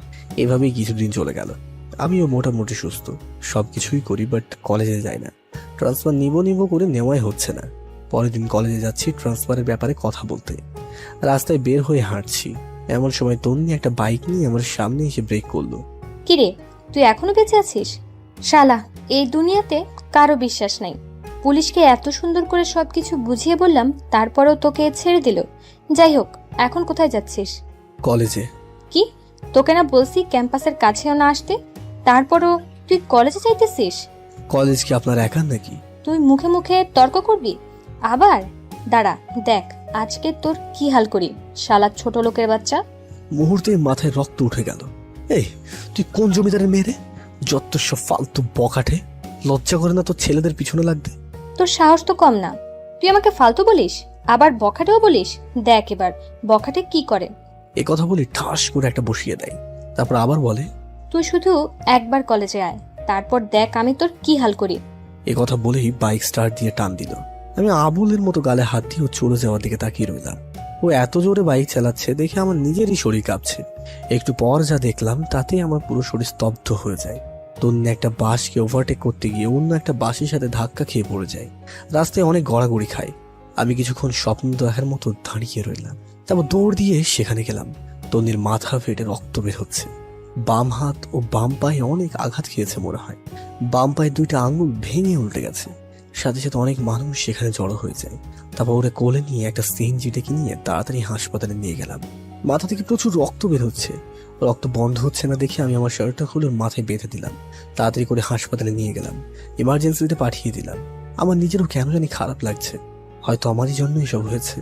আমার সাথে রাগারাগি করে হয়তো ওর মেজাজটা খারাপ হয়ে গেছে, সেজন্য স্পিডে বাইক চালিয়েছে, তাই এই অ্যাক্সিডেন্টটা করেছে। বসে বসে ভাবছি। একটু পর একটা ডাক্তার রুম থেকে বের হলো। রোগী আপনার কি হয়? জি, ও আমার ফ্রেন্ড। ওর ফ্যামিলির কাউকে কল দিয়ে আসতে বলেন, দরকার আছে। তেমন কাউকে তো আমি চিনি না, কি দরকার আপনি আমাকে বলেন। ওনার অনেক রক্তক্ষরণ হয়েছে, এমার্জেন্সি রক্ত লাগবে। ওকে, আমি দেবো। আপনার এক ব্যাগে কিছু হবে না, কমপক্ষে 3 ব্যাগ লাগবে। আচ্ছা দাঁড়ান, আমি দেখি কি করা যায়। তাড়াতাড়ি করেন। এরপর আমি আয়মানকে কল দিলাম। হ্যালো দোস্ত, কই তুই? এই তো বাসায়, রেডি হচ্ছি, কলেজে যাব। দোস্ত তাড়াতাড়ি করে সানিকে নিয়ে আলগেমি হাসপাতালে আয়। কেন, কি হয়েছে? তোর কিছু হয়নি তো? আরে না, আমি ঠিক আছি, তোর 10 মিনিটের মধ্যে আয়। ওকে, আসতেছি, তুই বাইরে দাঁড়া। ওকে, তাড়াতাড়ি আয়। অনেকক্ষণ পর সানিয়া রায়মান আসলো। কি রে, এত দেরি কেন? আরে রাস্তায় জ্যাম ছিল, এখন বল কি হয়েছে। বলার সময় নাই, তাড়াতাড়ি ভিতরে চল, রক্ত দিতে হবে। কাকে রক্ত দিতে হবে? আরে পরে বলছি, আগে চল। এরপর ভিতরে গিয়ে ডাক্তারের সাথে কথা বলে 3 জনই রক্ত দিলাম। তন্নির রক্তের গ্রুপ AB পজিটিভ, যার কারণে সহজে আমাদের সবার রক্ত গ্রহণ করতে পেরেছে। রক্ত দিয়ে বাইরে এসে বসলাম। এবার বল, রক্ত কার জন্য? তন্নির জন্য। মানে? পুরো ঘটনাটা ওদের সাথে শেয়ার করলাম। তুই ওরা বাঁচালি কেন? তোর মনে নাই ও তোর সাথে কি কি করেছে? তুই আমার জায়গায় থাকলে কি করতি? দেখ, ও আমার সাথে অন্যায় করেছে, আমিও জানি। আমারও অনেক ইচ্ছা ছিল ওরা একটা শিক্ষা দিতে, কিন্তু উপরওয়ালা যে এত বড় শাস্তি দেবে আমি কল্পনাও করতে পারিনি। আচ্ছা বাদ দে, তুই যে ওরে হাসপাতালে নিয়ে আসছিস, সে কি জানে? না, আর জানা দরকারও নেই। তোরাও কিছু বলিস না। না বললে সে ভাববে সে নিজে থেকেই বেঁচে গেছে। ভাবুক, আমরা যে রক্ত দিয়েছি সেটা বলা দরকার নেই। ওর জ্ঞান ফিরে আসার আগে আমরা এখান থেকে চলে যাব। কিন্তু ওকে একটা শিক্ষা দেওয়া উচিত। আচ্ছা 1 মিনিট, তোর শার্ট কই? তন্নির মাথা বেঁধে দিয়েছিলাম, এখন মনে হয় কেবিনে। তো এখন কি করবি? ওর জ্ঞান আসা পর্যন্ত থাক, দেখি না কি হয়, যদি কিছু লাগে। এই কেটে পড়ে এখান থেকে। কেন? পেছনে দেখ। পিছনে তাকিয়ে দেখি তন্নির গুন্ডি ফ্রেন্ডস গুলো সবাই আসছে। আমরা যে উঠে চলে যাব তখন লিজা মেয়েটা ডাকটাই। তন্নির অনুপস্থিতিতে লিজাই লিডারের দায়িত্ব পালন করে। ওই দাঁড়া, সবাই দাঁড়ালাম। তোদের লজ্জা করে না? মেয়েটা অ্যাক্সিডেন্ট করেছে শুনে হাসপাতালে এসে ওরে মারার চেষ্টা করতেছিস। সানি রেগে কিছু একটা বলতে যাবে, এমন সময় আমি ইশারায় না করে দিলাম। তারপর লিজা মেয়েটা আবারও বলে, তোকে না সেদিন পুলিশ এত মারা মারল, তারপরে তোর লজ্জা শরম নাই? একবার শুধু তন্নি ভালো হোক, তারপর দেখি তোদের পুরো টিমের কি হাল করি। চিল্লা চিল্লি শুনে একটা ডাক্তার ভিতর থেকে আসলো। কি ব্যাপার, এত চিল্লাচিল্লি করছেন কেন? দেখেন না, ওরা মেয়েটা অসুস্থ শুনে মেয়েটাকে মেরে ফেলার জন্য এখানে এসেছে। আপনি প্লিজ পুলিশকে কল দিয়ে ওদের নিয়ে যেতে বলেন। চুপ থাকেন, ওরা আপনার ফ্রেন্ডকে এখানে নিয়ে আসছে আর রক্ত দিয়েছে। কোনো কিছু না জেনে ব্যাড বিহেভ করবেন না। লিজা মাথা নিচু করে দাঁড়িয়ে থাকে। তারপর আমরা আর কোনো কথা না বলে হাসপাতাল থেকে চলে আসলাম। ভাবছিলাম তন্নির বাবাকে গিয়ে বলবো, এখন যেহেতু ওর বান্ধবীরা আসছে ওরাই বলবে, আমাদের না বলাই ভালো হবে। তারপর যে যার মতো বাসায় চলে গেলাম। 15-20 দিন চলে গেল। আমি বিকালবেলা একটা পার্কের পাশে গিয়ে বসলাম। আগে তো এই সময় টিউশনি করিয়ে সময় কাটাতাম, কিন্তু তন্নি তো সেই টিউশনিটা বন্ধ করে দিল। বসে বসে ভাবছি ট্রান্সফার কিভাবে নেব। হঠাৎ করে কেউ একজন আমার কাঁধে হাত দেয়। পিছনে তাকাতে আমার মাথায় আকাশ ভেঙে পড়লো। তাকিয়ে দেখি এটা তন্নি। তুমি এখানে? জানো আমি তোমাকে কত খুঁজেছি। ঘটনা কি, যে মেয়ে আমাকে তুই ছাড়া ছোট লোক ছাড়া কথা বলে না, আর সে আমাকে তুমি করে বলছে, আবার নাকি অনেক খুঁজেওছে। ব্যাপারটা কেমন জানি অদ্ভুত লাগলো আমার কাছে। কি ব্যাপার, চুপ কেন? কেন খুঁজছেন? আবার মারা যেন নাকি? আমি তো আপনার আর কোনো ক্ষতি করিনি, কলেজেও যাই না। দেখো, আগে সবগুলো ঘটনার জন্য সরি। কথা বলছো না যে? কি বলবো, আপনার কোনো কথা থাকলে বলতে পারেন। আচ্ছা বাদ দাও, থ্যাঙ্কস। থ্যাঙ্কস কেন? সেদিন আমার জন্য এত কিছু করার জন্য। তুমি আগের মতো রেগুলার কলেজে যেতে পারো, আমি আর কোনো কিছু বলবো না। আচ্ছা যাই হোক, এই নাও, এটা তোমার জন্য। কি এখানে? সেদিন তুমি তোমার শার্টটা দিয়ে আমার মাথা বেঁধে দিয়েছিলে, রক্তে পুরো শার্ট লাল হয়ে গেছে। তোমার শার্টটা নষ্ট হয়ে গেছে, তাই আমি তোমার জন্য সেম কালারের একটা শার্ট নিয়ে এসেছি। ওটা আপনার কাছেই রেখে দিন, আমি কারোর জন্য কিছু করলে সেটা বিনিময় দিই না। এই কথা বলেই সেখান থেকে উঠে হাঁটা দিলাম। তনি কয়েকবার আমাকে ডেকেছে, বাট আমি কোনো উত্তর না দিয়ে চলে এসেছি। ফকিন্নি এখন এসেছে থ্যাঙ্কস বলার জন্য, দরদ দেখানোর জন্য। তোর আগের দিনগুলোর কথা আমি ভুলিনি। কোনো কারণ ছাড়াই তুই আমার সাথে এত বাজে ব্যবহার করলি, হ্যাঁ? তোকে জীবনেও ক্ষমা করবো না। এবার বাসায় চলে আসলাম। এসে কিছুক্ষণ পড়ালেখা করে ঘুমিয়ে গেলাম। পরের দিন ঘুম থেকে উঠে কলেজে গেলাম। গেটে ফারিয়ার সাথে দেখা। কিরে হারামি, কই ছিলে এতদিন? বাসায় তো ছিলাম। তাহলে কলেজে আসিসনি কেন? ও আচ্ছা, ভালো কথা। তুই নাকি ট্রান্সফার নিয়ে নিবি? নিবো ভাবছিলাম, কিন্তু এখন আর নেবো না। যাক, ভালোই হবে। তো বল, এখন কি অবস্থা? এই তো ঠিকঠাক। সাদিয়া কোথায়, আসবে না? ও ভিতরে আছে, চল। ওকে, তারপর ভিতরে চলে গেলাম। এমনও আছে দুজনে প্রেম করছে। আমাদের দেখে দুইজন দুই দিকে তাকালো। হইছে, আর ভাব ধরতে হবে না। আরে বন্ধু, তুই কলেজে আসবি অথচ বললি না? সানি কই? ওয়াশরুমে গেছে। আচ্ছা চল, আজকে ক্লাস করবো না, অনেকদিন তোদের সাথে আড্ডা দিই না, ক্যান্টিনে চল। আচ্ছা চল। সানিকে কল দিয়ে আসতে বল। এরপর সবাই ক্যান্টিনে চলে গেলাম। একটু পর সানিও আসছে। আমরা বসে বসে আড্ডা দিচ্ছি। এমন সময় সাদিয়া ইশারা দিয়ে পিছনে তাকাতে বলল। তাকিয়ে দেখি তন্নি আর ওর গন্ডি ফ্রেন্ড গুলো এদিকে আসছে। আমি চুপচাপ নিচের দিকে তাকিয়ে আছি। এই তোমরা এখানে? জানো আমি তোমাদের কত খুঁজেছি। সবাই যেন আকাশ থেকে পড়লো। একে অন্যদিকে তাকাতে লাগলাম। সবাই ভূত দেখার মতো তন্নির দিকে তাকিয়ে রইল। কি ব্যাপার, এভাবে তাকিয়ে আছো কেন? আমাকে একটা চিমটি দে তো, স্বপ্ন নাকি বাস্তব? ওই বাস্তবী, ওকে। আচ্ছা যাই হোক, আমি কি তোমাদের ফ্রেন্ড হতে পারি? মানে তোমাদের এই গ্রুপের একজন হতে পারি? সবাই আমার দিকে তাকালো। কারণটা হয়তো জেনে গেছে। ওই দিন তন্নিকে বাঁচানোর জন্যই সে এখন আমার সাথে ফ্রেন্ডশিপ করতে চায়। আমি কোনো কথা না বলে সেখান থেকে উঠে সোজা বাইরে চলে আসলাম। বাইরে এসে গাছতলায় বসে আছি। একটু পর সানি এসে আমার কাঁধে হাত দিয়ে বলল, কি রে তুই এখানে? পিছনে তাকিয়ে দেখি সবাই চলে আসছে। তো চলে আসলি কেন? তো কি করব? যা ফ্রেন্ডশিপ কর। তুই পাগল হয়েছিস? তোদের সাথে তোর কোনো কিছু হয়নি, তো তোরা তো ফ্রেন্ডশিপ করতেই পারিস। তোর মাথা খারাপ? তুই না করলে আমরাও করব না? ও আগে যে যে কাজ করেছে ওগুলো আমরা কখনো বলিনি। আর এত সহজে ফ্রেন্ডশিপ করব তুই ভাবলি কি করে? সেদিন বাঁচানোর জন্যই আজকে ফ্রেন্ডশিপ করতে এসেছে, না হলে আজকেও তোর উপর আক্রমণ করতো। আচ্ছা বাদ দে তো, এইগুলো ভালো লাগছে না। এই চল, ওই দিক থেকে ঘুরে আসি, সময়ও কাটবে, ভালোও লাগবে। আচ্ছা ঠিক আছে চল। এরপর ওদের সাথে অনেক ঘোরাঘুরি করলাম, তারপর বাসায় চলে আসলাম। দুপুরবেলা খেয়ে ঘুমিয়েছি মাত্রই দেখলাম একটা অচেনা নাম্বার থেকে কল আসলো। হ্যালো, কে বলছেন? আমি, তুমি জুয়েল না? আরে আজব তো, আমি ডাকে। আমি জুয়েল। ওই যে তুমি প্রাইভেট পড়াতে লিজা আর ওর আম্মু। ও আচ্ছা, আন্টি কেমন আছেন? এই তো বাবা ভালো, তুমি কেমন আছো? আছি আলহামদুলিল্লাহ। তা হঠাৎ কল দিলেন, কোনো সমস্যা নাকি?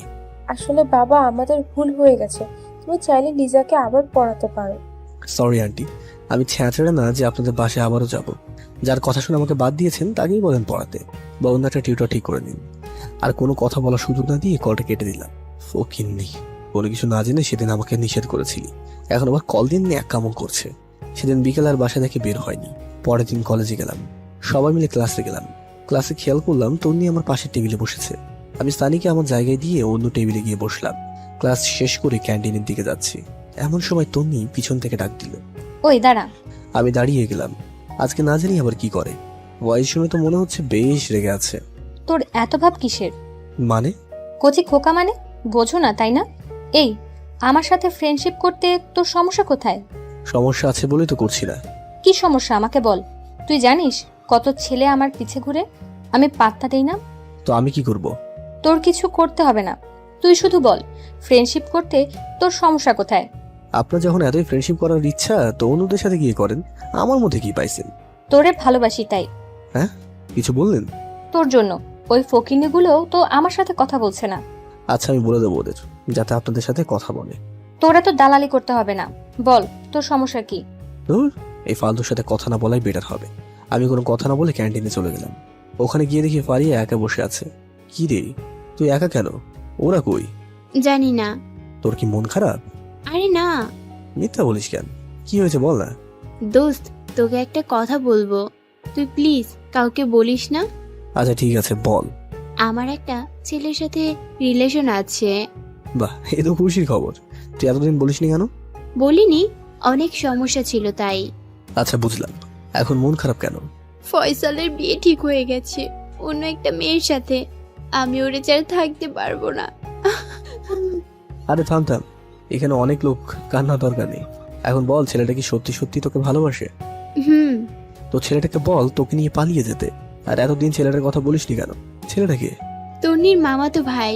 আমাদের নবীন বরণের দিন সে কলেজে আসে, আমাকে সেদিন প্রথম দেখেছিল। অনেকদিন আমার পিছে ঘুরে, তারপর প্রপোজ করে।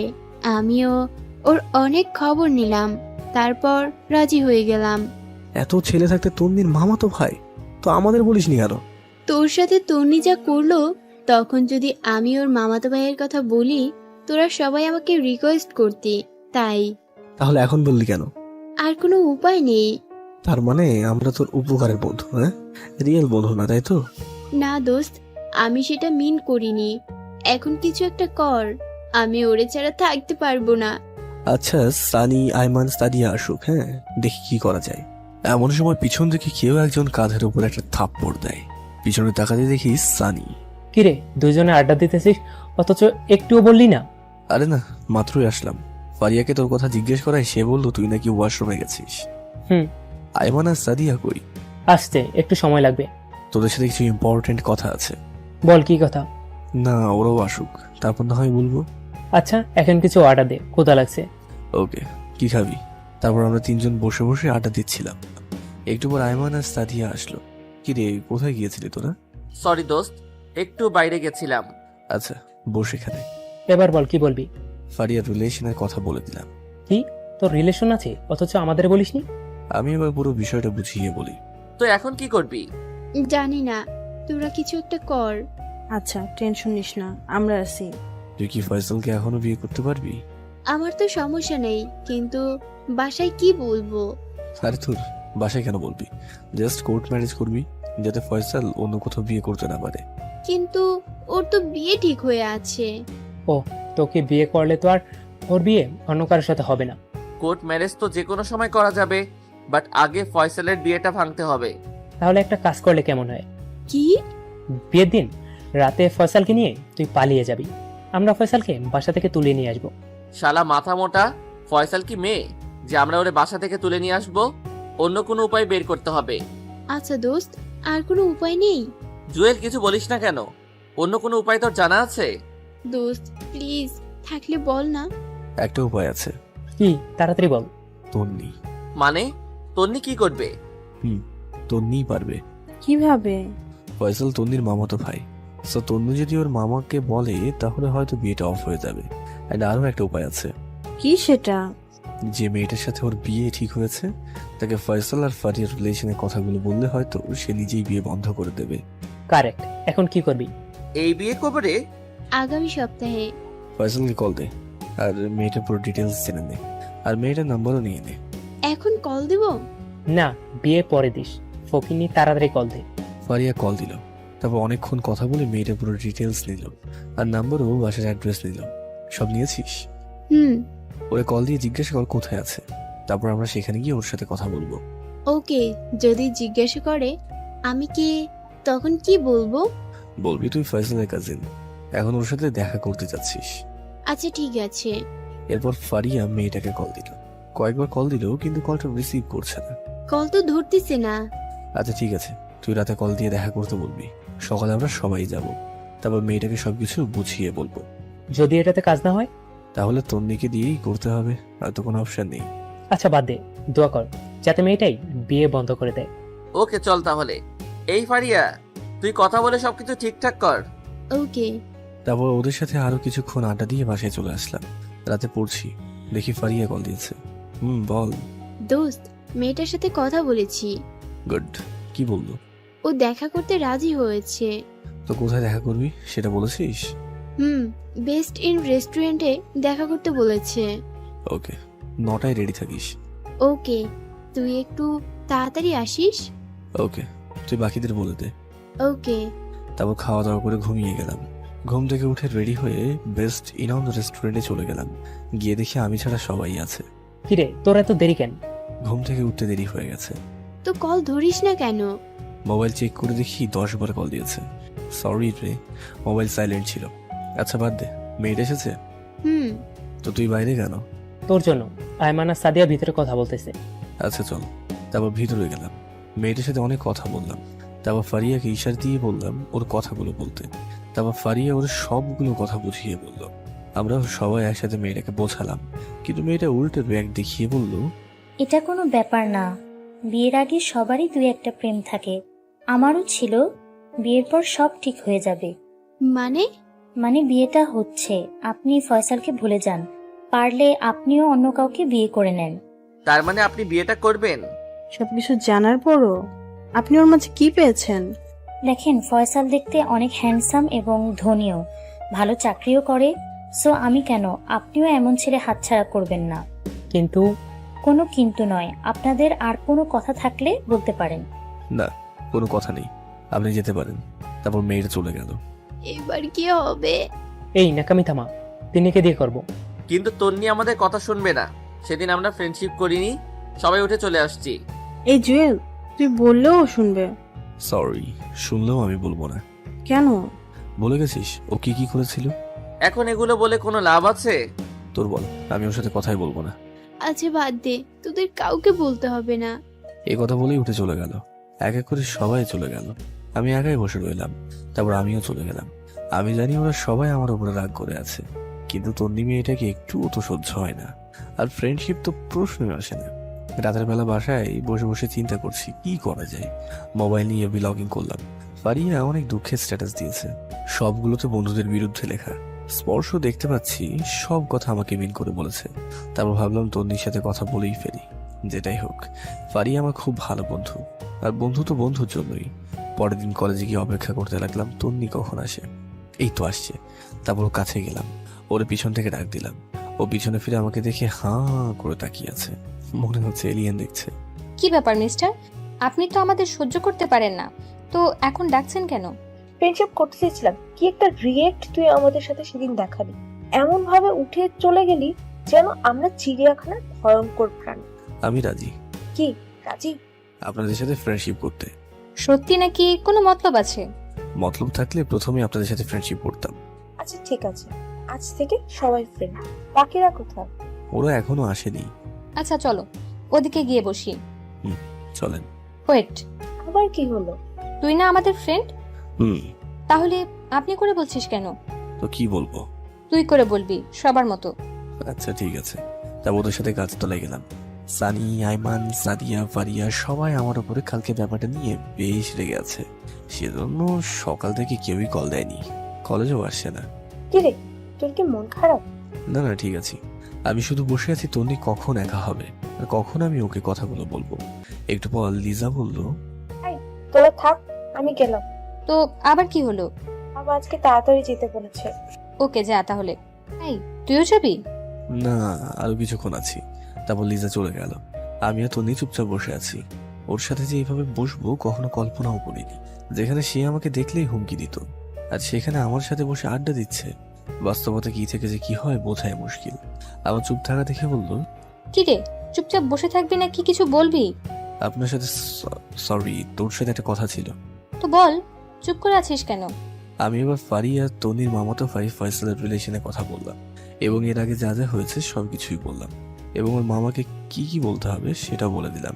আচ্ছা, এই তাহলে আসল কথা। হুম। তুই সে কারণে ফ্রেন্ডশিপ করেছিস? আমি ঠিকই সন্দেহ করেছিলাম তোর ভেতরে কোনো একটা ঘাপলা আছে। যেই ছেলে আমাকে এক সেকেন্ডও সহ্য করতে পারে না আর সে নিজে থেকে এসেছে ফ্রেন্ডশিপ করতে, আমি প্রথমে বুঝেছি। এই না, আমি এটার জন্য ফ্রেন্ডশিপ করিনি। তো কেন করলি? আগে করিসনি কেন? আসলে আমি ভাবছি কিছুদিন পর সব পরিস্থিতি ঠান্ডা হয়ে গেলে ফ্রেন্ডশিপ করবো। আর যতই হোক আমরা সেম ক্লাসে পড়ি, ফ্রেন্ডশিপটা রাখা দরকার। বুঝলাম। তা এখন কি করতাম? যদি তোর মামাকে বলে বিয়েটা বন্ধ করে দিতি তাহলে ভালো হবে। হাতে সময় নেই, আর কয়েকদিন পরেই তো বিয়ে। ওকে চল। কোথায়? কোথায় আবার? মামার বাসায়। ওকে চল। তারপর ক্যাম্পাস থেকে বের হয়ে একটা রিক্সা নিয়ে ওর মামার বাসার দিকে রওনা দিলাম। কলেজ থেকে একটু দূরেই ওর মামার বাসা। মেয়েটা যে এত কথা জানে ওর সাথে না বের হলে জানতামই না। একটু পর ওর মামার বাসায় গেলাম। সে আমাকে এই সোফা রুমটা দেখিয়ে বসতে বললো, তারপর নিজে অন্যদিকে চলে গেল। আমি বসে বসে ভাবছি কাজটা হবে কিনা। তারপর তন্নি ওর মামাকে নিয়ে আমার কাছে আসলো। আমি সালাম দিলাম, বসে কিছুক্ষণ গল্প করলাম। তারপর তন্নি ফয়সালের বিয়ের ব্যাপারে বলে, কিন্তু ফয়সাল যে রিলেশন আছে সেটা বলেনি। তন্নি নিজে থেকে অনেকগুলো মিথ্যা কথা বলে প্রায় ওর মামাকে নিস্তব্ধ করে দিল। মেহেরের বুদ্ধি দেখে তো আমি রীতিমতো একটা টাস্কি খেয়ে গেলাম। তারপর ওর মামা বলল, তোরা এত কিছু কি করে জানিস? আরে আমার ভাইয়ের বিয়ে আর আমি ভাবি সম্পর্কে একটু খবর নিব না তা কি করে হয়, তাই খবর নিলাম। ও মামা প্লিজ, তুমি ভাইয়ার জীবনটা এভাবে নষ্ট করে দিও না। একটা মাত্র ছেলে তোমার, ওর যদি কিছু হয়ে যায় কি করবে এই টাকা সম্পদ দিয়ে? বোঝা যাচ্ছে মামা পুরো ইমোশনাল হয়ে গেছে। বেচারা মনে হচ্ছে কেঁদে দেবে। লিমার বাবা আমার সাথে এত বড় মিথ্যে কথা বলেছে? নিজের মেয়েকে আমার ছেলের কাঁধে ঝুলিয়ে দেওয়ার জন্য এসব করেছে? মামা। কিন্তু মা, আমি তো সবাইকে দাওয়াত দিয়ে দিছি।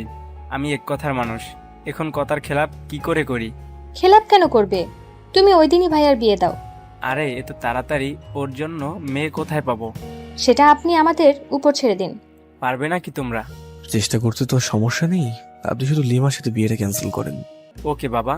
মামা বিকেলবেলা রেডি থাকবে, আমরা পাত্রী দেখাতে যাব। আমি আর মামা অবাক হয়ে তার দিকে তাকালাম। পাত্রী কি? সেটা না হয় বিকেলে দেখবে।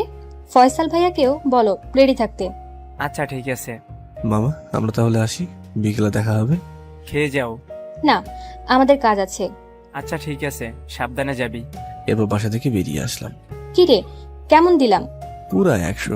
আপনি একটা জিনিস মাইরি। দেখতে হবে না মেয়েটা কে? ওই যে ঢং করতে হবে না, আর ওটা কাজ করতে হবে। কি কাজ?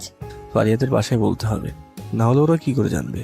দাঁড়া আমি ওর আম্মুকে কল দিই। আচ্ছা দে। কল দিলাম। হ্যালো, আসসালামু আলাইকুম আন্টি। ওয়ালাইকুম আসসালাম। কেমন আছো বাবা? এই তো আন্টি, আছি মোটামুটি। আপনি? আছি, আল্লাহ রাখছে।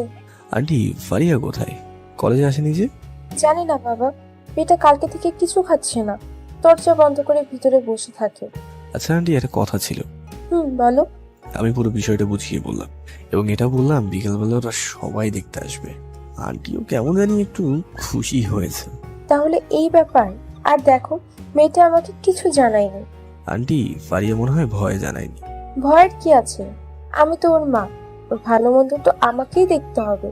আমার আর ওর বাবার প্রথমে প্রেম ছিল, তারপর বিয়ে। আন্টি আরেকটা কথা। বলো বাবা।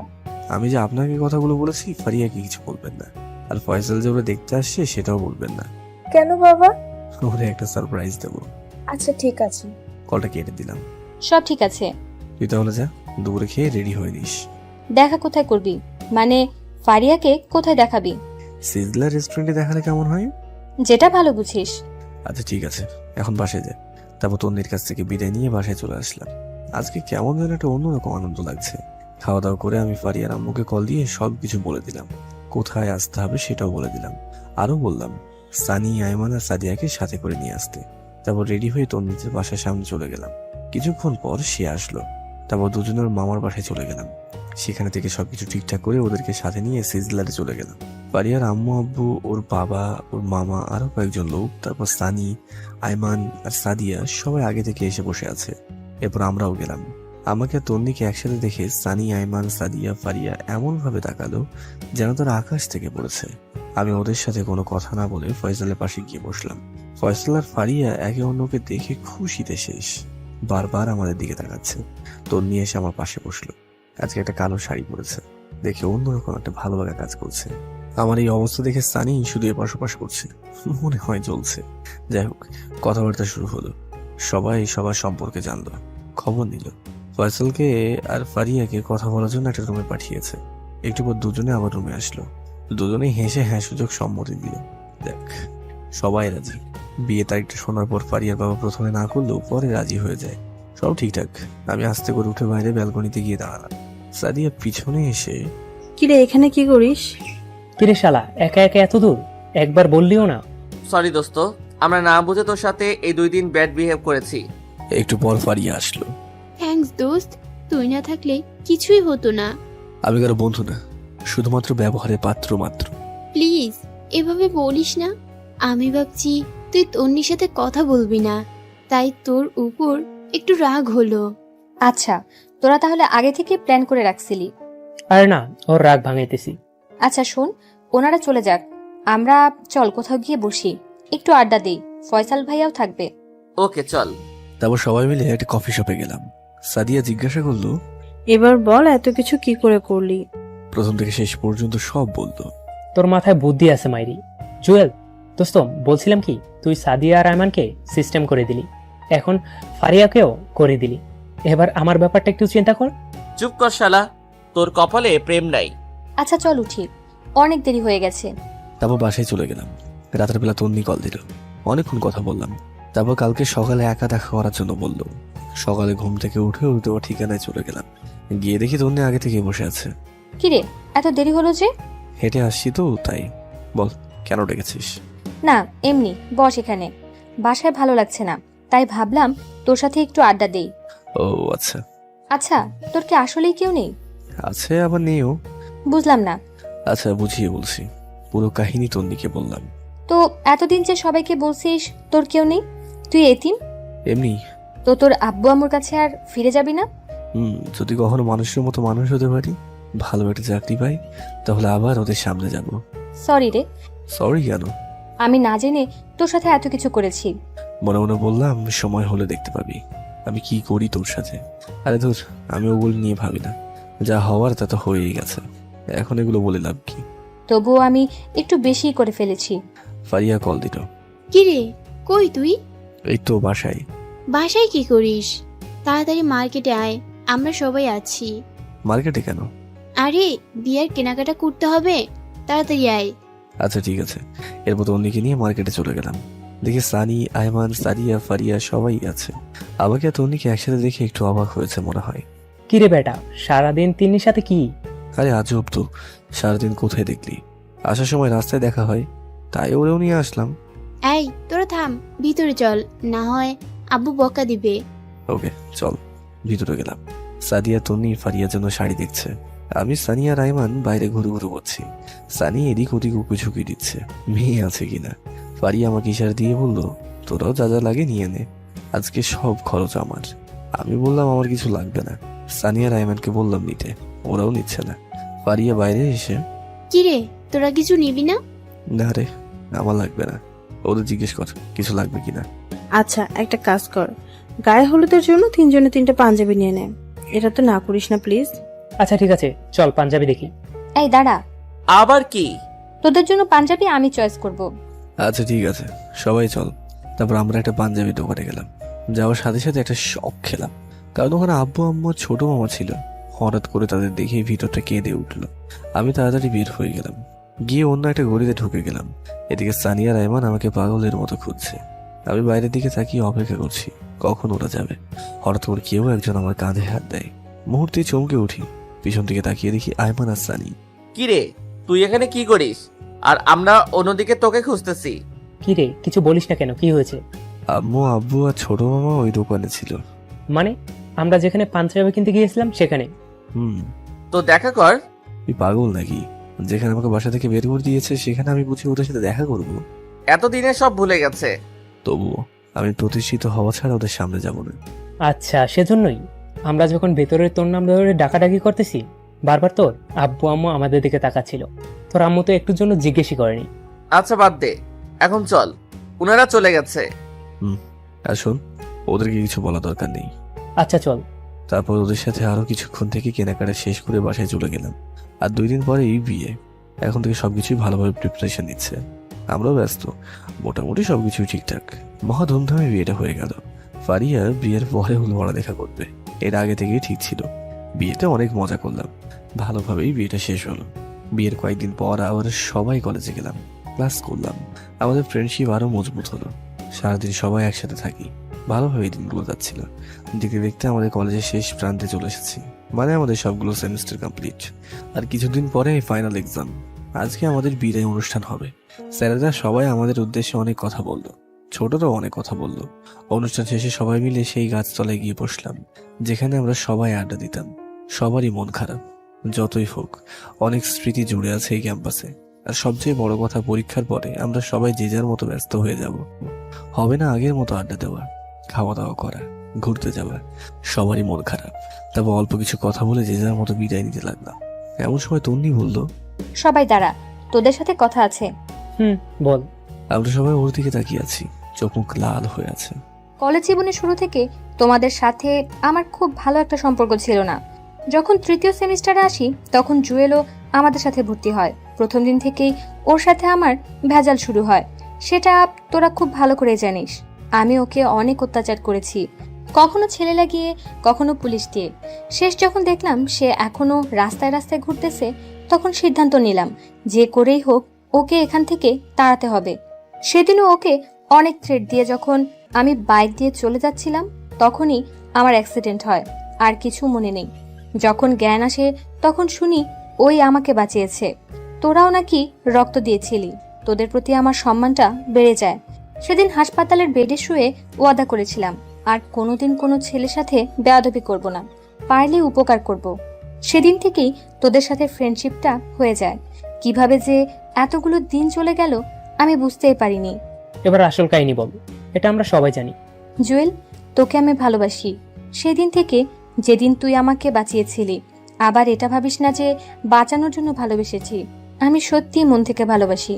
তো এতদিন বলিসনি কেন? যদি ফ্রেন্ডশিপটা নষ্ট হয়ে যায় তার ভয়ে। আমি আজকের দিনটার অপেক্ষায় ছিলাম। সবাই আমার দিকে তাকালো। কিরে, তুই কিছু বলিস না কেন?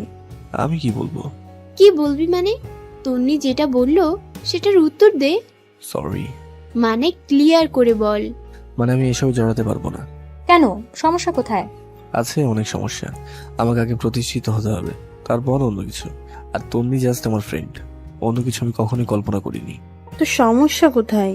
দেখতেছিস না আমি আর আয়মান একসাথে আছি। তোদের লাইফ আর আমার লাইফ এক না, সো আমার দ্বারা এগুলো হবে না। হবে, তুই চিন্তা করে দেখ।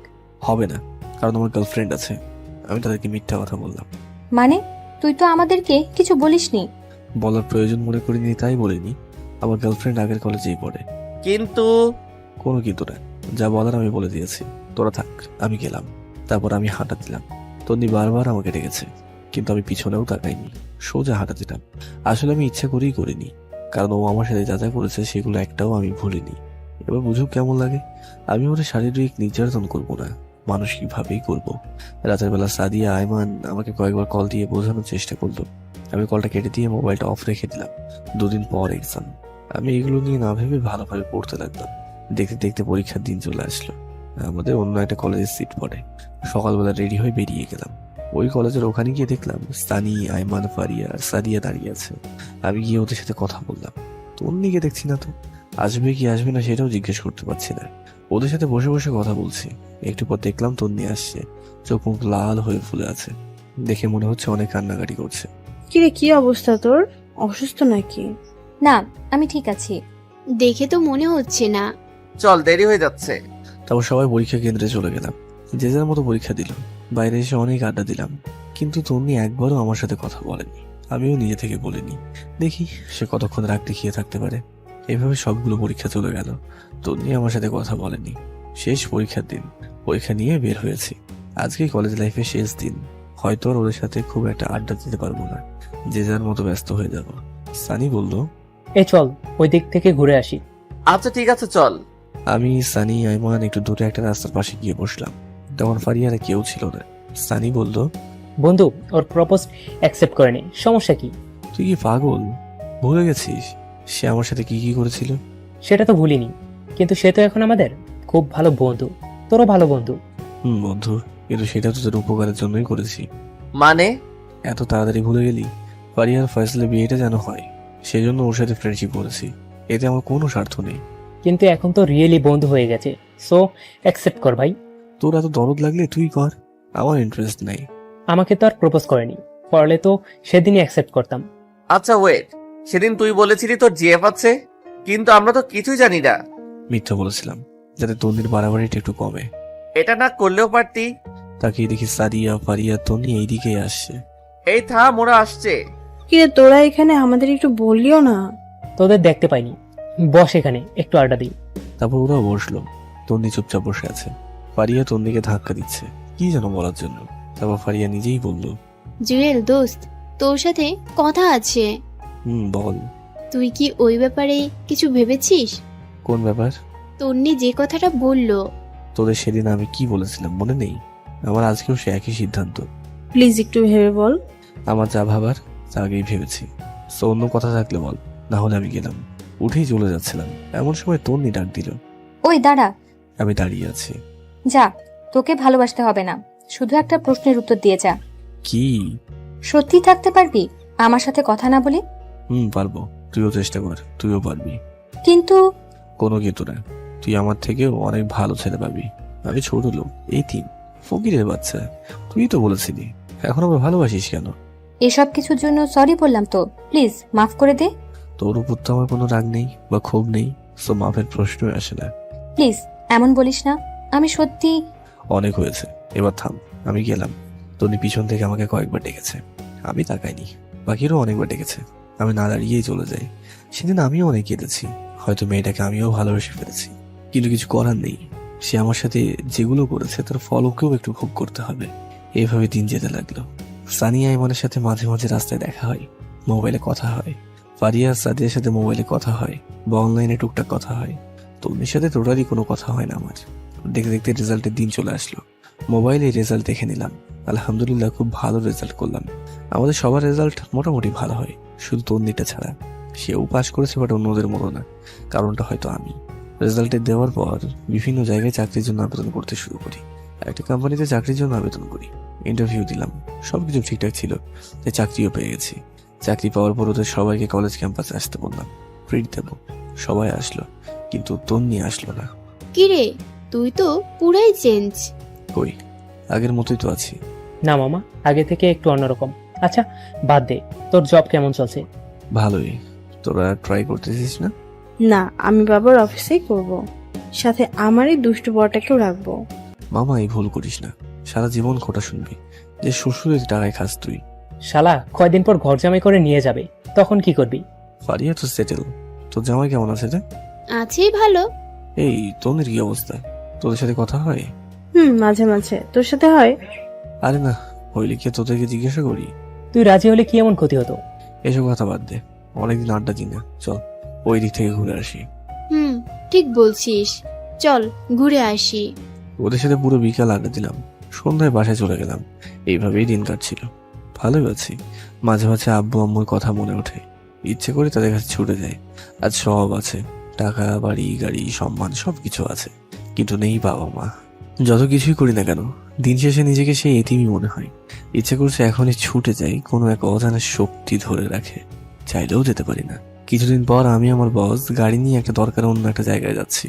গাড়িতে বসে বসে কথা বলছি, এমন সময় ড্রাইভার অনেক জোরে ব্রেক চাপলো। সাথে সাথে একটা ধাক্কা খেলাম। বাইরে তাকিয়ে দেখলাম কেউ একজন গাড়ির সাথে ধাক্কা খেয়ে পড়ে গেল। বস আমাকে বলল, জুয়েল দেখো তো বাইরে কি হয়েছে। আমি গাড়ি থেকে নেমে বাইরে গেলাম। দেখলাম একটা বৃদ্ধ লোক গাড়ির সাথে ধাক্কা খেয়ে পড়ে গেছে।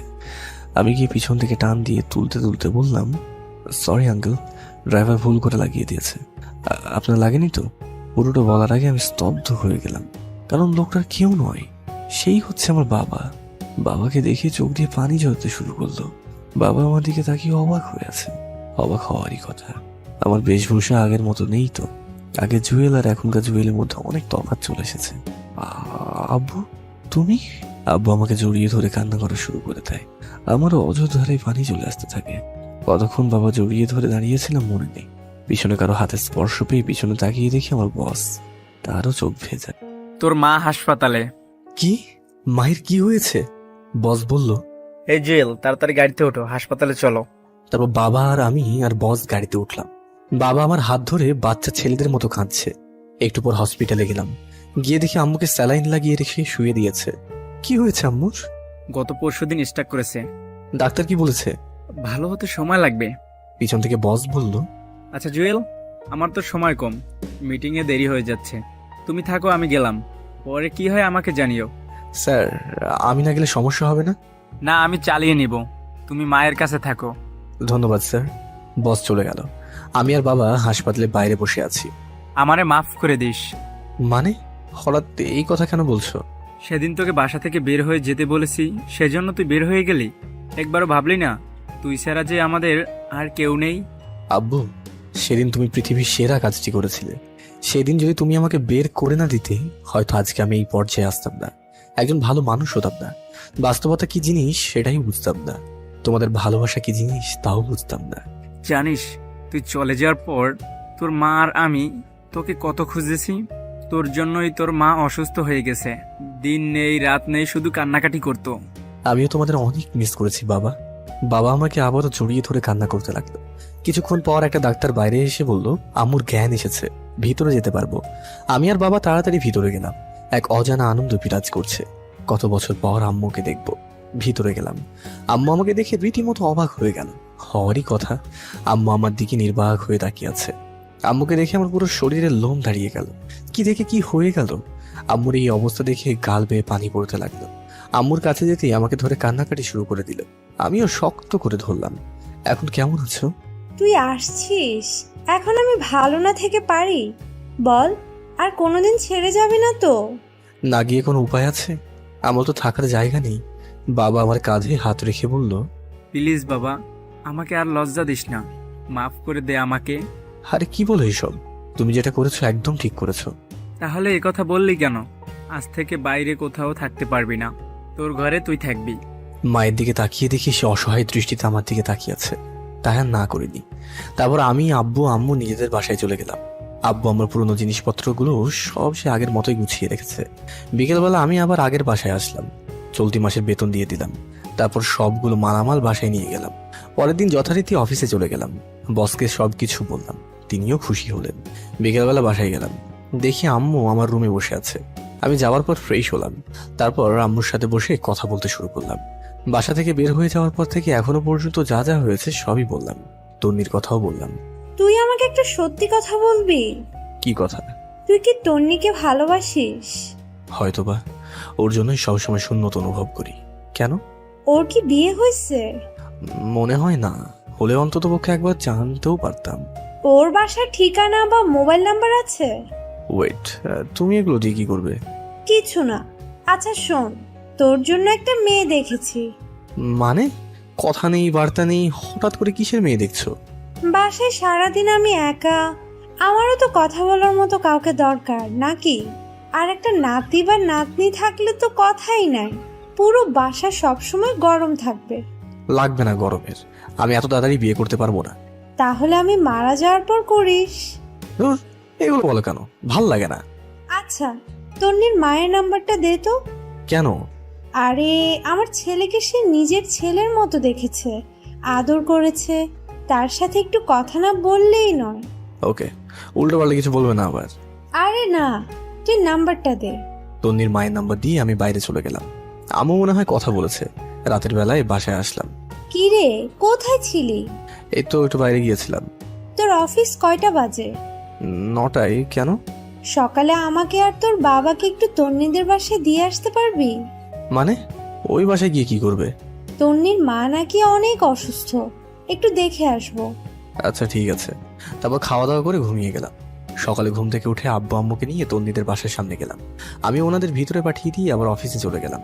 সারাদিন কাজ করে সানিয়া রায়মানের সাথে বিকেলবেলা আড্ডা দিয়ে বাসায় আসলাম। এসে ফ্রেশ হয়ে রুমে বসে একটা বই পড়ছি। আম্মু রুমে আসলো। কি রে, কি করিস? এই তো কিছু না, বই পড়ছি। কিছু বলবে? তোর বিয়ে ঠিক করছি। মানে কি? আমাকে জিজ্ঞেস করলে না?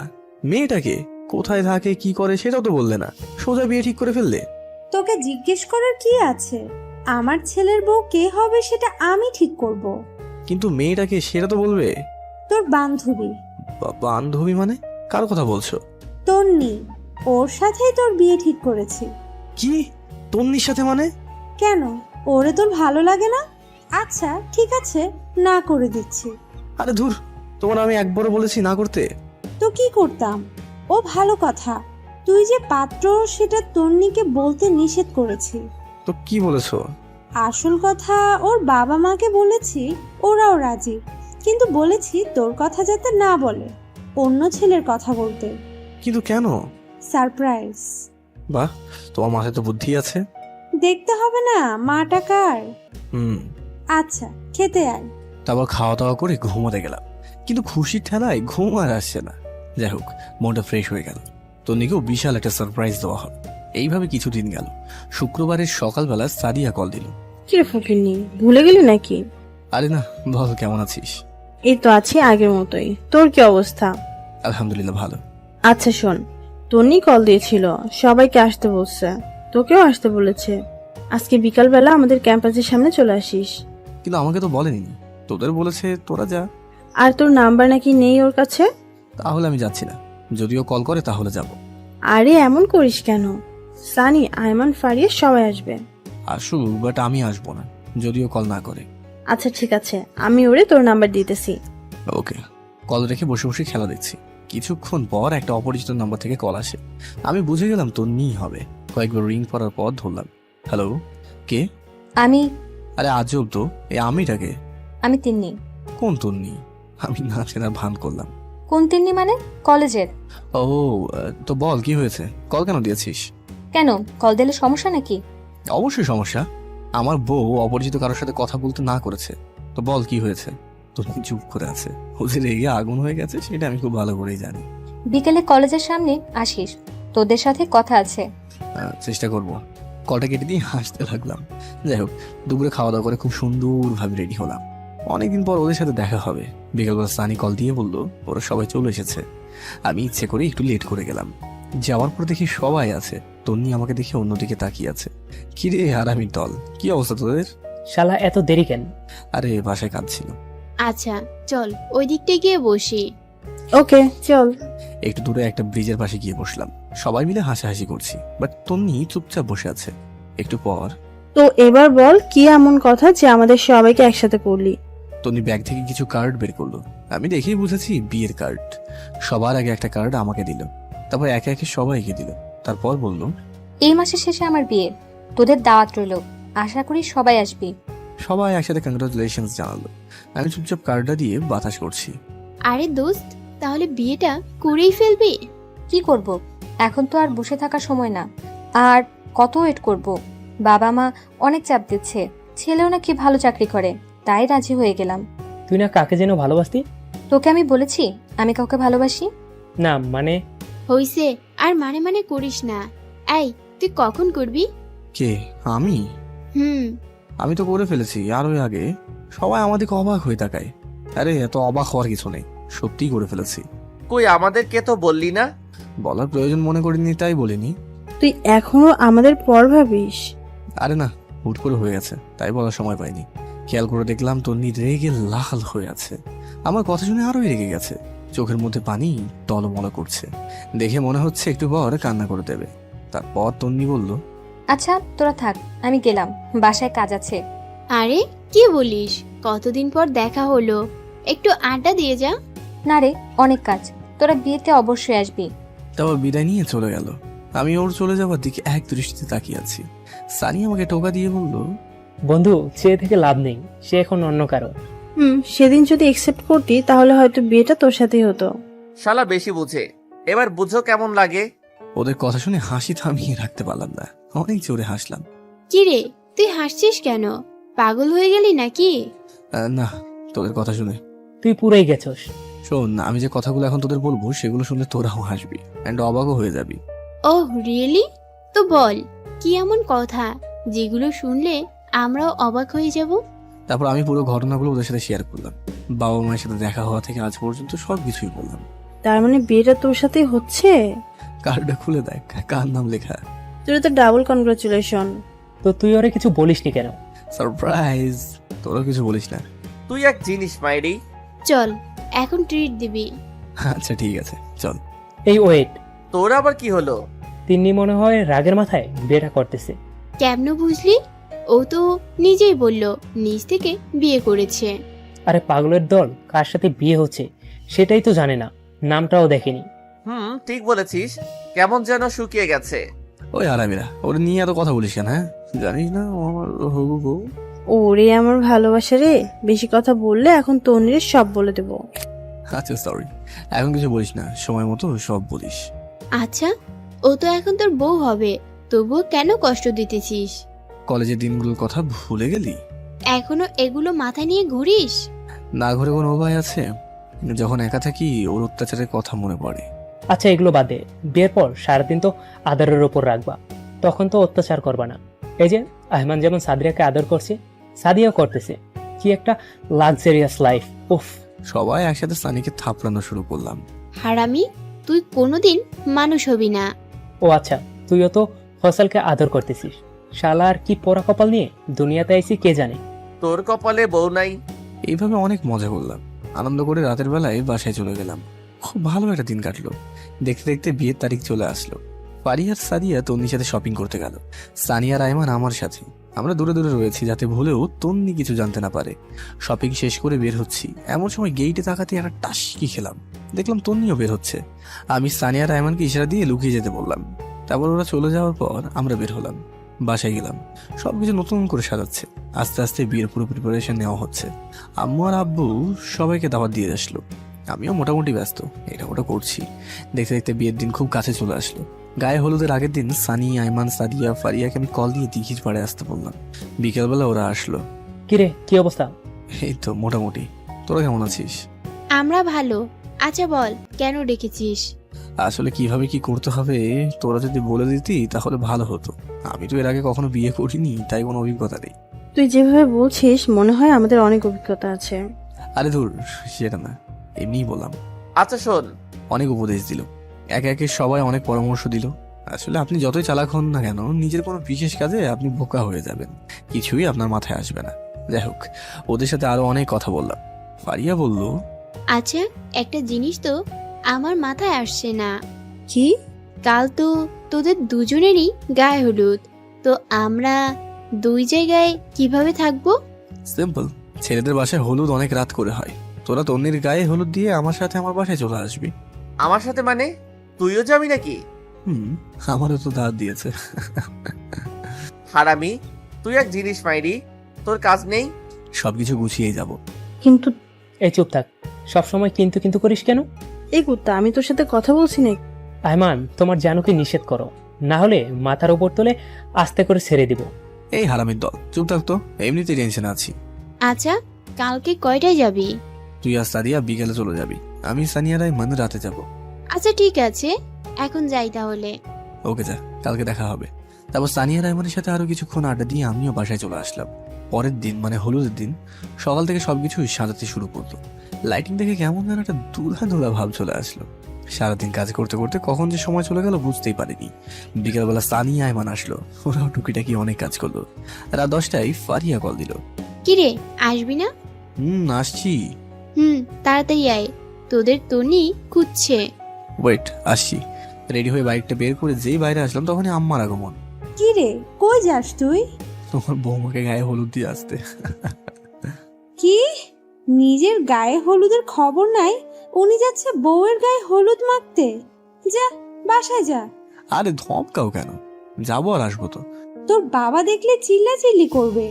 কিচ্ছু করবে না, আমি যাবো আর আসবো। ওকে, সাবধানে যা। ওকে। তারপর বাইক নিয়ে বেরিয়ে গেলাম। আমি মনে হয় একমাত্র জামাই যে নিজের বউকে হলুদ মাখাতে যাচ্ছে। শালা এমন জামাই পাওয়াও তো ভাগ্যের ব্যাপার। অবশেষে তন্নিদের বাসায় চলে আসলাম। বাহ, অনেক দারুণ ভাবে তো সাজানো হয়েছে। আমি ভিতরে গেলাম। তন্নির বাবা মা আমাকে দেখি অবাক হয়ে গেছে। আসলে হওয়ারই কথা, হলুদের দিন জামাই বউয়ের বাসায়। আমি সালাম করলাম, ওনারা হাসছে। হয়তো ওনারাও বুঝে গেছে আমি কেন এসেছি। ভিতরে গেলাম, দেখলাম তন্নিকে সাজাচ্ছে। আমাদের দেখে পারি আর সাদিয়া বাইরে আসলো। কিরে, এত দেরি কেন? আরে বলিস না, আম্মু আসতে দিচ্ছিল না। পরে কেমনে আসলি? তো কথা বলছি, সাথেই তো ছেড়ে দিয়েছে। এই কুত্তা বিলাই, তুই সবসময় আমার পিছে লাগিস কেন? হায় রে আল্লাহ, আজকেও তোরা ঝগড়া করবি? আচ্ছা জুয়েল, শোন, বল। তন্নি বলেছে তুই আসলে ওর সাথে পার্সোনাল কথা বলতে। তুই ছাদে যা, আমি তন্নিকে পাঠিয়ে দিচ্ছি। আমার সাথে আবার কিসের কথা? আরে আজব, না শুনলে বুঝবি কেমনে কি কথা? আচ্ছা ঠিক আছে, আমি ছাদে যাচ্ছি। আমরাও আসবো নাকি? তোরা গিয়ে কি চুল ছিড়বি? যা, গিয়ে দেখ বাবুর্চি ঠিকমতো কাজ করছে কিনা, না হলে গিয়ে পেঁয়াজ রসুন খোসা উঠা। কুত্তি তুই যা, আমাকে কেন বলছিস? ওদের কথা শুনে আমি হাসতে হাসতে ছাদে গেলাম। অনেকক্ষণ ধরে বসে আছি, কিন্তু তন্নি আসছে না। এই তো আসছে। বাহ, আজকে ওকে না একদম অন্যরকম লাগছে। আবার ক্রাশ খেলাম। আমি কারে বিয়ে করছি ভাবতে তো কাঁদো মতো লাগছে। তন্নি এমনিতেই অনেক সুন্দর, তার উপর আজকে বিয়ের সাজে সেজেছে। পরনে শাড়ি দেখে পুরাই মাথা নষ্ট লাগছে। ওর দিকে কতক্ষণ তাকিয়েছিলাম মনে নেই। ওর ধাক্কা খেয়ে বাস্তবে ফিরে আসি। কি রে, কি দেখছিস? কিছু না, বল কি বলবি? আমার বাসায় যেতে হবে। তুই কি কিছু বুঝিস না? কি বুঝতাম আমি? আমি সত্যি তোকে ভালোবাসি, বিশ্বাস কর। এখন এগুলো বলে লাভ নেই, কালকে তোর বিয়ে। চল, আমরা এক্ষুনি পালিয়ে যাই। কি, তুই পাগল নাকি? পাগল হয়ে গেছি। দেখ, পাগলামি করিস না, লোকে দেখলে সমস্যা হবে। দেখুক, তাতে আমার কি? আমি সত্যি তোকে ভালোবাসি, পারবো না আমি থাকতে। এই কথা বলে আমাকে চুপিয়ে ধরে। আমি তো পড়ে গেলাম মহাবিপদে। আমারও ভালো লাগছে জড়িয়ে ধরে দেখে, কিন্তু একটু ভাব নিলাম, ওরে দূরে সরিয়ে দিলাম। কারণ কালকে থেকে তো সবসময় ধরে রাখতে পারবো।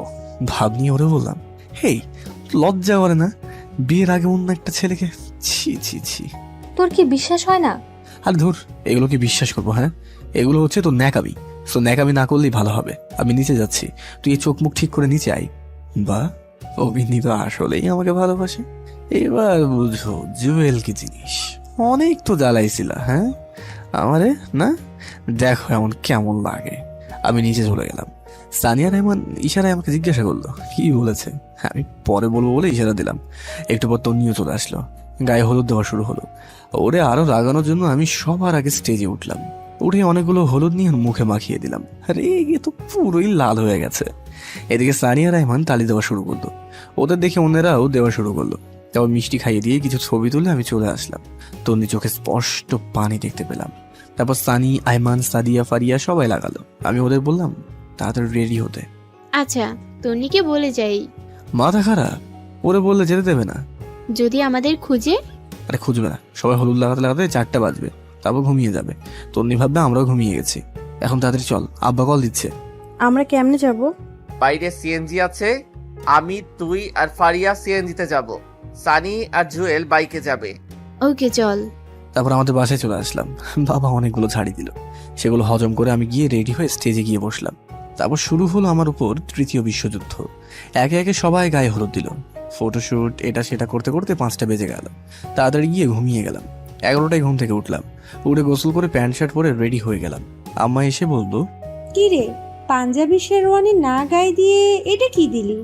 আরে ওগুলো গাড়িতে থাকবে, ওগুলো গায়ে দিয়ে তনুদের বাসায় গেলে সে সব বুঝে যাবে।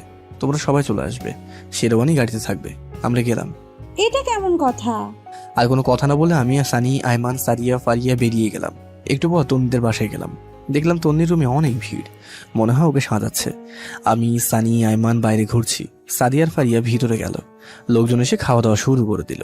এই আমার খিদা লাগছে, এই জুয়েল আয় খেয়ে নেই। পাগল নাকি? আমাকে পরে খাওয়ানো হবে। আরে বেটা, পরের লজ্জায় খেতে পারবি না, এখন অল্প করে খেয়ে নে। তারপর আইমান আর সানির দুজনের টানাটানিতে খেতে বসলাম। তখন প্রায় 1টা বাজে। আমরা খাচ্ছি, এমন সময় দেখলাম ফারিয়া দৌড় দিয়ে আমাদের কাছে আসলো। এসে আমার কানে যা বললো তা শুনে তোমার পায়ের নিচ থেকে মাটি সরে যেতে লাগলো। ফারিয়া বলল, টনি নাকি সুইসাইড করেছে, অনেকগুলো মেডিসিন একসাথে খেয়ে ফেলেছে। ভাতের প্লেট রেখে দিলাম একদম। ও রুমে গিয়ে দেখি অনেক মানুষ, ভিড় ঠেলে ভিতরে গেলাম। তাড়াতাড়ি ওকে কোলে নিয়ে হাসপাতালে নিয়ে গিয়ে ইমার্জেন্সিতে পাঠিয়ে দিলাম। চোখ দিয়ে পানি ঝরতে লাগলো। ওর সারপ্রাইজ দিতে গিয়ে আমি নিজে যে এত বড় সারপ্রাইজ হয়ে যাব কখনো কল্পনাই করতে পারিনি। সানি, আরমান, ফারিয়া, সাদিয়া সবাই আছে। তন্নির আম্মু অজ্ঞান হয়ে গেছে। একটু পর ভিতর থেকে একটা ডাক্তার আসলো। আমি তাড়াতাড়ি ওনার কাছে গেলাম। আপনার কি হয়? জি, আমার ওয়াইফ এখন কেমন আছে? এখন চিন্তামুক্ত, ঠিক সময় নিয়ে এসেছেন, স্যালাইন লাগিয়ে দিয়েছি। আপনার চাইলে ভিতরে যেতে পারেন। ধন্যবাদ ডাক্তার সাহেব। ভিতরে গেলাম, তন্নি ঘুমিয়ে আছে। দেখে মনে হচ্ছে এটা নিষ্পাপ ফুটন্ত ফুল ঘুমিয়ে আছে। আমি ওর পাশে বসে মাথায় হাত বোলাতে লাগলাম। সানি, আইমান, ফারিয়া, সাদিয়া সবাই ছিল। অনেকক্ষণ পর তন্নির জ্ঞান আসলো। ও চোখ খোলা দেখে আনন্দে চোখে পানি চলে আসলো। এমন করলি কেন? তুই জানিস তোর কিছু হয়ে গেলে আমি নিজেও ঠিক থাকতাম না। বাঁচালি কেন আমারে? আমি তো তোর কেউ না, আমার জামাইরে বল আসতে। আরে হারামি, ওই তো জামাই। কি বলিস এসব? সত্যি বলছে। তুই একবারও বিয়ের কার্ডটা দেখেছিস? সেখানে তোর আর কার নাম লেখা ছিল? তোর কথার আগামাথা আমি কিছুই বুঝতে পারছি না। আমি তাকে পুরো ঘটনাটা বললাম। তো আমাকে কিছু বলিসনি কেন? সারপ্রাইজ দিতে চেয়েছিলাম। যা হারামি, থাক তুই তোর সারপ্রাইজ নিয়ে। এখানে আসলি কেন? তোদের সাথে কথা নেই। আরে পাগলি, রাগ করিস কেন? জুইল্লা, তুই অনেক বড় মাপের হারামি রে। সেটা জেনেও তো প্রেমে পড়ে গেছিস।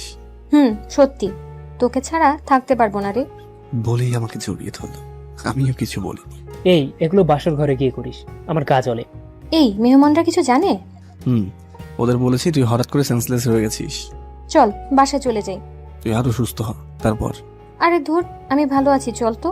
তন্নির বাবা মা এবং আমার বাবা মা রুমে আসছিল। এমন সময় তন্নির বাইরে বেরিয়ে আসা দেখে ওনারা এসে ওর জড়িয়ে ধরলো। তারপর তন্নিদের বাসায় চলে গেলাম। বিয়ের সবগুলো কাজ শেষ হলো, কবুল টবুল বলা সব শেষে ওদের গাড়িতে করে বাসায় নিয়ে গেলাম। গাড়িতে ও আমার একটা হাত ধরে বসে আছিল। এখন রাত 12টা। আমি, সানি আর আইমান বাসার ছাদে বসে বসে আড্ডা দিচ্ছি। এমন সময় আম্মু আসলো। কি রে, তুই এখনো এখানে? মেয়েটা কখন থেকে বসে আছে, তার উপর সে অনেক অসুস্থ। যাচ্ছি, তুমি যাও। আম্মু চলে গেল। আচ্ছা তোরা ঘুমিয়ে যা, অনেক রাত হয়েছে। আজকে কিছু করিস না, ও অসুস্থ। হারামজাদা, দোস্ত তুই যা। আল্লাহ হাফেজ। দেখে শুনে সবকিছু করিস। শালা দুজনেই সুন্দর করে মাছ দিয়ে দিল। আমি এখন আমার রুমের সামনে দাঁড়িয়ে আছি। নিজের রুমে যেতে নিজেরই লজ্জা লাগছে। এত লজ্জা দিয়ে কাজ হবে না, যাই ভিতরে যাই। ভিতরে গিয়ে দরজাটা লাগিয়ে দিলাম। আমি তাকিয়ে দেখি তন্নি একটা লম্বা ঘোমটা দিয়ে বসে আছে। আমি সামনে গেলাম। আমার ধারণা অন্যদের মতো তন্নিও সালাম করতে আসবে, আর আমিও ওকে ধরে ফেলবো। কিন্তু সেটা আর হলো না। তন্নি একটা টান দিয়ে ওর ঘোমটা খুলে খাট থেকে নেমে শাড়িটাকে কোমরের মধ্যে গুজিয়ে বলতে লাগলো, এই হারামি কুত্তা বিলাই, এতক্ষণ কই ছিলি? জানিস না আমি ভয় পাই? এই সরি রে, ওদের সাথে আড্ডা দিতে দিতে কখন যে সময় চলে গেছে টেরও পাইনি। বাহ, ঘরে বউ রেখে উনি বাইরে আড্ডা দিচ্ছে। দাঁড়া, তোকে দেখাচ্ছি মজা। প্লিজ রাগ করিস না, এবারের মতো মাফ করে দে। দিতে পারি, একটা শর্তে। কি? আমাকে একটা গান শোনা। আরে দূর, আমি এসব পারি নাকি? কি বললি? না না, শোনাচ্ছি, কিন্তু তোকেও শোনাতে হবে। দেখা যাবে, আগে তুই শুরু কর। তুমি দিও না গো বাসর ঘরের বাতি নিভায়া। আমি এই হারামি, এটা কোনো গান হলো? সুন্দর গান গা। আমি পারি না, তুই একটা শোনা। তারপর তনির মিষ্টি কণ্ঠে একটা তাহাসানের বন্ধু হও যদি এই গানটা শোনালো। আমি তালি দিলাম। আয় একটু নাচি। আরে পাগল নাকি? আমি পারি না, তুই নাচ। আরে পারবি, হালকা একটা গানে নাচবো, আয়। তারপর উল্টাপাল্টা কিছুক্ষণ নাচলাম। কি নাচলাম নিজেও জানি না। চলো ছাদে যাব, চাঁদ দেখবো। আচ্ছা ওকে চলো। এইভাবে না, আমাকে কোলে করে নিয়ে চল। কি আর করা, ওই আটার বস্তা থেকে কোলে নিয়ে ছাদে গেলাম। উফ আল্লাহ, তোর এত ওজন! একদিনে এই অবস্থা, বাকি সময় তো রয়েই গেছে। মানে? তন্নির কিচ্ছু বলো না। দুজনে ছাদের এক কোণে গিয়ে বসলাম। সে আমার কাঁধে মাথা দিয়ে চাঁদ দেখতে লাগলো, সাথে নানান রকম কথার ফুলঝুরি ফোটাতে লাগলো। তারপর আবার ওরে কোলে নিয়ে রুমে আসলাম। এই শোন, আজ থেকে তুই তো করে বলবি না, তুমি করে বলবি। ধুর, আমি পারবো না। পারবি না মানে?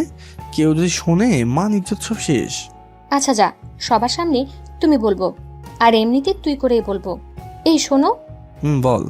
আমার ছোটবেলা থেকেই স্বপ্ন ছিল আমার টুইন বেবি হবে। হাসানি? হুম। তাহলে তো আমাকে ডাবল পরিশ্রম করতে হবে। মানে? মানে একটার জন্য যেই কাজ করা লাগে দুইটার জন্য তো ডাবল করা লাগবে না কি? হ্যাঁ, আস্তে আস্তে ওর দিকে কত লাগলাম। এই খবরদার একদম কাছে আসবি না, আমি কিন্তু চিল্লাচিল্লি করব। আমি বাংলা সিনে ভিলেনের মতো একটা হাসি দিলাম। সুন্দরী, তোমার ডাক শুনে এখানে কেউই আসবে না। এই না, একদম না। আমি ওরা কোনো কথা না শুনে হাত ধরে দিলাম একটা টান, তারপর হারিয়ে গেলাম অন্য একটা পৃথিবীতে। আপনারা এখনো বসে আছেন? আর কত ভাই, অনেক কিছুই তো দেখলেন। এবার নিজেদের টুইন বেবির জন্য কার্যক্রম শুরু করে দেন। গল্পটি সম্পূর্ণ কাল্পনিক ছিল, বাস্তবে কিছুই হয়নি, কল্পনা থেকেই লেখা। ভুল ত্রুটি ক্ষমা সুন্দর দৃষ্টিতে দেখবেন। আপনাদের মূল্যবান সময় নষ্ট করে পড়ার জন্য সবাইকে অনেক অনেক ধন্যবাদ। এবার বলেন পুরো স্টোরিটা কেমন লাগলো, এরপর আর কোনো স্টোরি লিখবো কিনা। ধন্যবাদ সবাইকে, ভালো থাকবেন সবাই। এই যে বন্ধুরা, গল্প শেষ করে কমেন্ট না করে চলে যাচ্ছ, এটা কিন্তু ঠিক না। তাড়াতাড়ি কমেন্ট করো।